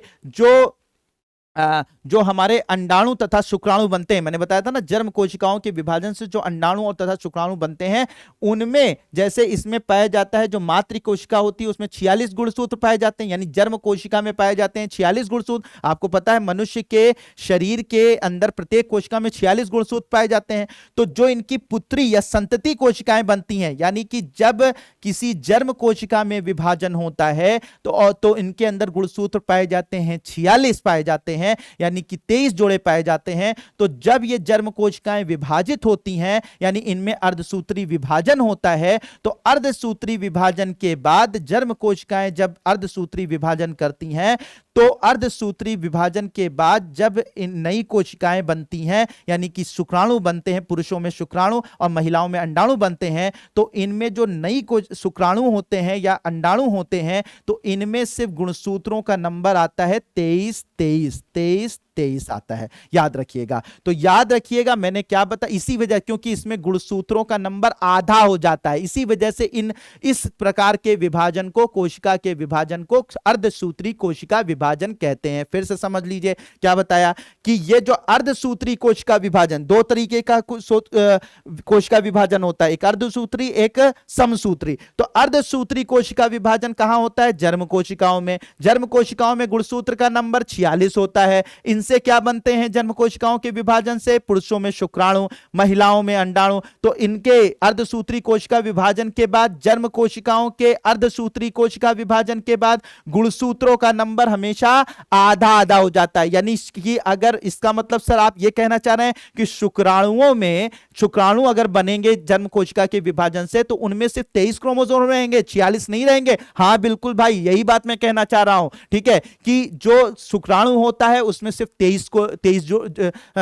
23 ही गुणसूत्र होते हैं। तो क्या महिला भी ऐसा करती है? हाँ जी, महिलाओं में जो उसकी जन्म कोशिकाएं होती हैं, जब विभाजित करती हैं, उनमें अर्धसूत्री कोशिका विभाजन होता है, तो उनसे जो कोशिकाएं बनती हैं, यानी उनसे जो अंडाणु बनते हैं, उनमें भी 23 ही गुणसूत्र रहते हैं, 46 नहीं रहते हैं। तो यही तो होता है मजेदार बात जो आपने पहले पढ़ी थी और स्पष्ट हो गई कि स्पर्म के 23 गुणसूत्र पाए जाते हैं और ओवा में, अंडाणु में 23 गुणसूत्र पाए जाते हैं। यहां माता की, पिताजी की तरफ से जो शुक्राणु आ रहा है उसमें सिर्फ 23 पाए जा रहे हैं, 46 नहीं पाए जा रहे हैं। और ये माता जी की तरफ से जो अंडाणु आ रहा है उसमें भी सिर्फ 23 ही पाए जा रहे हैं। तो 23 मिलकर हमारा जो 46 वाला एक कोशिका बन जाती है। यानी 23 गुणसूत्र आए पिताजी की तरफ से, 23 गुणसूत्र आए माता जी की तरफ से, दोनों मिलाकर 46 गुणसूत्र वाला हमारी कोशिका बनी। और फिर वही कोशिका विभाजित होकर 46 का दुगना, 46 का दुगना, वही कोशिका विभाजित कर अपनी कॉपी बनाते बनाते हमारे शरीर के अंदर माता पिता के 23 गुणसूत्र मौजूद हैं। ठीक है, तो यह बात आपको समझ में आ गई होगी कि जो अर्धसूत्री कोशिका विभाजन होता है जन्म कोशिकाओं में होता है। जन्म कोशिकाओं से जो शुक्राणु तथा या पुरुषों के अंदर शुक्राणु, महिलाओं के अंदर अंडाणु बनते हैं, तो अर्धसूत्री कोशिका विभाजन में गुणसूत्रों का नंबर 46 की जगह पर सिर्फ जो नई कोशिकाएं बनती हैं, चाहे वो शुक्राणु चाहे अंडाणु, उनमें सिर्फ गुणसूत्रों का नंबर 23 हो जाता है। और इसी वजह से होता है कि फ्यूचर में जब वो आपस में फ्यूज करें तो 23 माता की तरफ से आ जाए, 23 पिता की तरफ से आ जाए और 46 का एक जो पेयरिंग है वो कंप्लीट हो जाए। नहीं तो क्या होगा, 46 उधर से 46 उधर से, क्या पता लगा कि 46 उधर से 46 उधर से, पता लगा कि 92 हो गई या जो भी नंबर हुआ तो वो हो गए, और पता लगा कि वो इंसान न बना कुछ और ही बन गया ना। तो ये सारी चीजें हो जाएंगी। तो अर्धसूत्री कोशिका विभाजन कहां होता है मैंने बता दिया, उसमें गुणसूत्र का नंबर क्या हो जाता है मैंने बता दिया। ठीक है, बता दिया उससे क्या बनते हैं अर्धसूत्री कोशिका विभाजन से, शुक्राणु अंडाणु बनते हैं और उनमें 23 क्रोमोसोम मौजूद होते हैं। ठीक है, ये बात है। अब समसूत्री कोशिका विभाजन कहां होता है? समसूत्री कोशिका विभाजन होता है सोमैटिक कोशिकाओं में, यानी अन्य जो शरीर की कोशिकाएं हैं उनमें होता है सोमैटिक, उन्हें सोमैटिक कोशिकाएं कहते हैं। तो अन्य हमारे बाल, हमारी स्किन, हमारे और अंगक जो भी हैं, वो उन सब के अंदर कौन सा कोशिका विभाजन होता है? उनके अंदर सोमैटिक उनके अंदर समसूत्री कोशिका विभाजन हो रहा है। कौन सा कोशिका विभाजन? समसूत्री कोशिका विभाजन। अब समसूत्री कोशिका विभाजन में सर क्या होता है? इसमें होता क्या है कि 46 गुणसूत्र पाए जाते हैं, 46 गुणसूत्र पाए जाते हैं, लेकिन 46 जो गुणसूत्र होते हैं, ये 46 गुणसूत्र जो होते हैं विभाजन के दौरान ही, ठीक है, विभाजन के दौरान ही इनकी फोटोकॉपी तैयार हो जाती है, इन्हीं डबल हो जाते हैं, इनका नंबर 46 का दुगना हो जाता है। यानी सोमैटिक कोशिकाओं में जब समसूत्री कोशिका विभाजन हो रहा होता है तो 46 गुणसूत्र जो हो रहे होते हैं, यही 46 गुणसूत्र जो होते हैं अपनी फोटोकॉपी तैयार कर लेते हैं, अपना मतलब अपनी कॉपी तैयार कर लेते हैं। और फिर क्या होता है, ये 46 के 2 गुने हो जाते हैं, यानी कि 46 के दो अलग अलग पेयर बन जाते हैं और इनसे सिर्फ दो कोशिकाएं या संतति कोशिकाएं बनती हैं। तो एक में 46 चला जाता है, एक में 46, मतलब ये है कि इसमें 46 पाए जाएंगे और जब कोशिका विभाजन होने लगेगा तो ये 46 का दुगना हो जाएगा। और फिर उसके बाद एक जब दुगना हो जाएगा, मान लीजिए कि 92 हो गया, तो उसमें से 46 जो है वो एक संतति कोशिकाएं जो नई कोशिकाएं बनी उसमें चला जाएगा, और 46 जो है वो एक में चला जाएगा। तो इसमें क्या होता है, फर्दर डिवीजन ना होकर, फर्दर डिवीजन होकर 23 23 23 में नहीं बदलता जैसे कि यहां पर हो रहा था, बल्कि यहां पर क्या होता है 46, मतलब ये 46 थे लेकिन इनकी फोटोकॉपी तैयार हुई, फोटोकॉपी तैयार हो गई तो ये 92 लगभग हो गए, और फिर उसके बाद क्या हो गया कि जब दो कोशिकाएं इससे विभाजन के बाद बनी तो 46 एक में चला गया, 46 एक में चला गया। यानी इसमें गुणसूत्रों का नंबर जो मातृ कोशिका में होगा वही गुणसूत्रों का नंबर संतति कोशिकाओं में भी होगा, यानी उनसे बनने वाली जो विभाजन के बाद बनने वाली कोशिकाओं में भी उतना ही नंबर होगा। तो क्योंकि गुणसूत्रों का नंबर बदल नहीं रहा है, समान रह रहा है, इसी वजह से इसे समसूत्री कोशिका विभाजन बोलते हैं। यहां पर गुणसूत्रों का नंबर विभाजन के बाद क्या हो जा रहा है, विभाजन के बाद क्या हो जा रहा है, आधा हो जा रहा है, इसलिए अर्धसूत्री कोशिका विभाजन। और सोमैटिक कोशिकाएं यानी स्किन की कोशिकाएं, हेयर की कोशिकाएं, इनमें जो कोशिका विभाजन होता है वो होता है समसूत्री कोशिका विभाजन। इसमें जो संतति कोशिकाएं बनती हैं, यानी एक कोशिका के विभाजन के बाद जो दो नई कोशिकाएं बनती हैं, वो दो नई कोशिकाओं में गुणसूत्रों का नंबर आधा ना होकर बल्कि बराबर बराबर ही होता है, क्योंकि उससे पहले वो डबल हो जाते हैं और वो बराबर बराबर ही बटकर जो है वो कोशिका के अंदर प्रवेश करते हैं। ठीक है, तो इस तरीके से इस कोशिका यानी सोमैटिक कोशिकाओं का जब विभाजन होगा तो उसमें समसूत्री कोशिका विभाजन होगा, इसमें गुणसूत्रों का नंबर जो कोशिका विभाजित होगी उसमें जो नंबर होगा 46, वही उनकी उनसे बनने वाली नई कोशिकाओं में भी वही नंबर पाया जाएगा। ठीक है, पाया जाएगा। तो इसमें गुणसूत्रों का नंबर नहीं बदलता, समसूत्री कोशिका विभाजन समान रहता है, और उसमें गुणसूत्रों का नंबर बदलकर आधा हो जाता है, इसलिए अर्धसूत्री कोशिका विभाजन बोलते हैं। तो कहां पर ये तो ये जो असमसूत्री या अर्धसूत्री कोशिका विभाजन कहां पर होता है, कैसे होता है, क्यों कहा जाता है, ठीक है, ये सारी चीजें डिटेल में मैंने आप लोगों को बता दी। वैसे तो ये बहुत बड़ा टॉपिक है, ठीक है, बहुत बड़ा टॉपिक है, लेकिन ये आपकी उतनी बस जितना मैंने आपको बताया उतना याद रखिएगा कि अर्धसूत्री कोशिका विभाजन जर्म कोशिकाओं में होता है, इससे अंडाणुओं और शुक्राणुओं का निर्माण होता है, और इसमें गुणसूत्र विभाजन के बाद जो गुणसूत्रों का नंबर होता है संतति कोशिकाओं में वो आधा आधा हो जाता है। बस इतना याद रखिए। समसूत्री कोशिका विभाजन कहां होता है, समसूत्री कोशिका विभाजन जो है वो सोमैटिक कोशिकाओं में होता है, हमारे शरीर की अन्य कोशिकाओं में होता है। इनमें गुणसूत्रों का नंबर नहीं बदलता, वही रहता है जो कि मातृ कोशिका में होता है, यानी 46 ही रहता है, इसमें बदलता नहीं, इसलिए इसे समसूत्री कोशिका विभाजन। इतना बस याद रखिए कहां होता है और कितना नंबर बदल जाता है, इतना याद रखिए, क्योंकि आपके लेवल पर यह मोर देन इनफ है, बहुत ज्यादा है। ठीक है, आपको इससे ज्यादा जानने की जरूरत यूपीएससी के लिए, ठीक है, स्टेट पीएससी के लिए इनसे ज्यादा जानने की जरूरत नहीं है। इससे ज्यादा याद करोगे तो तुम्हारा नीट निकल जाएगा, तुम्हारा जो है वो मेडिकल निकल जाएगा, इससे ज्यादा जानने की कोशिश करोगे, लेकिन यूपीएससी नहीं निकलेगा, क्योंकि उससे ज्यादा जरूरत नहीं। इतना बता दिया, बहुत है। ठीक है, तो ये सारी चीजें मुझे लगता है कि अब आपको डिटेल में समझ में आ गई होंगी। होप कि ये क्लास बहुत आपने एंजॉय की होगी, बहुत सारी चीजें आपके कॉन्सेप्ट क्लियर हुए होंगे, बहुत मजेदार आपको ये चीजें लगी होंगी। तो होप कि नेक्स्ट क्लास में हम लोग और भी अच्छे से और भी नए टॉपिक को लेंगे और खूब अच्छे से इन सारी चीजों को समझेंगे। तब तक के लिए thank you so much and may God bless you all.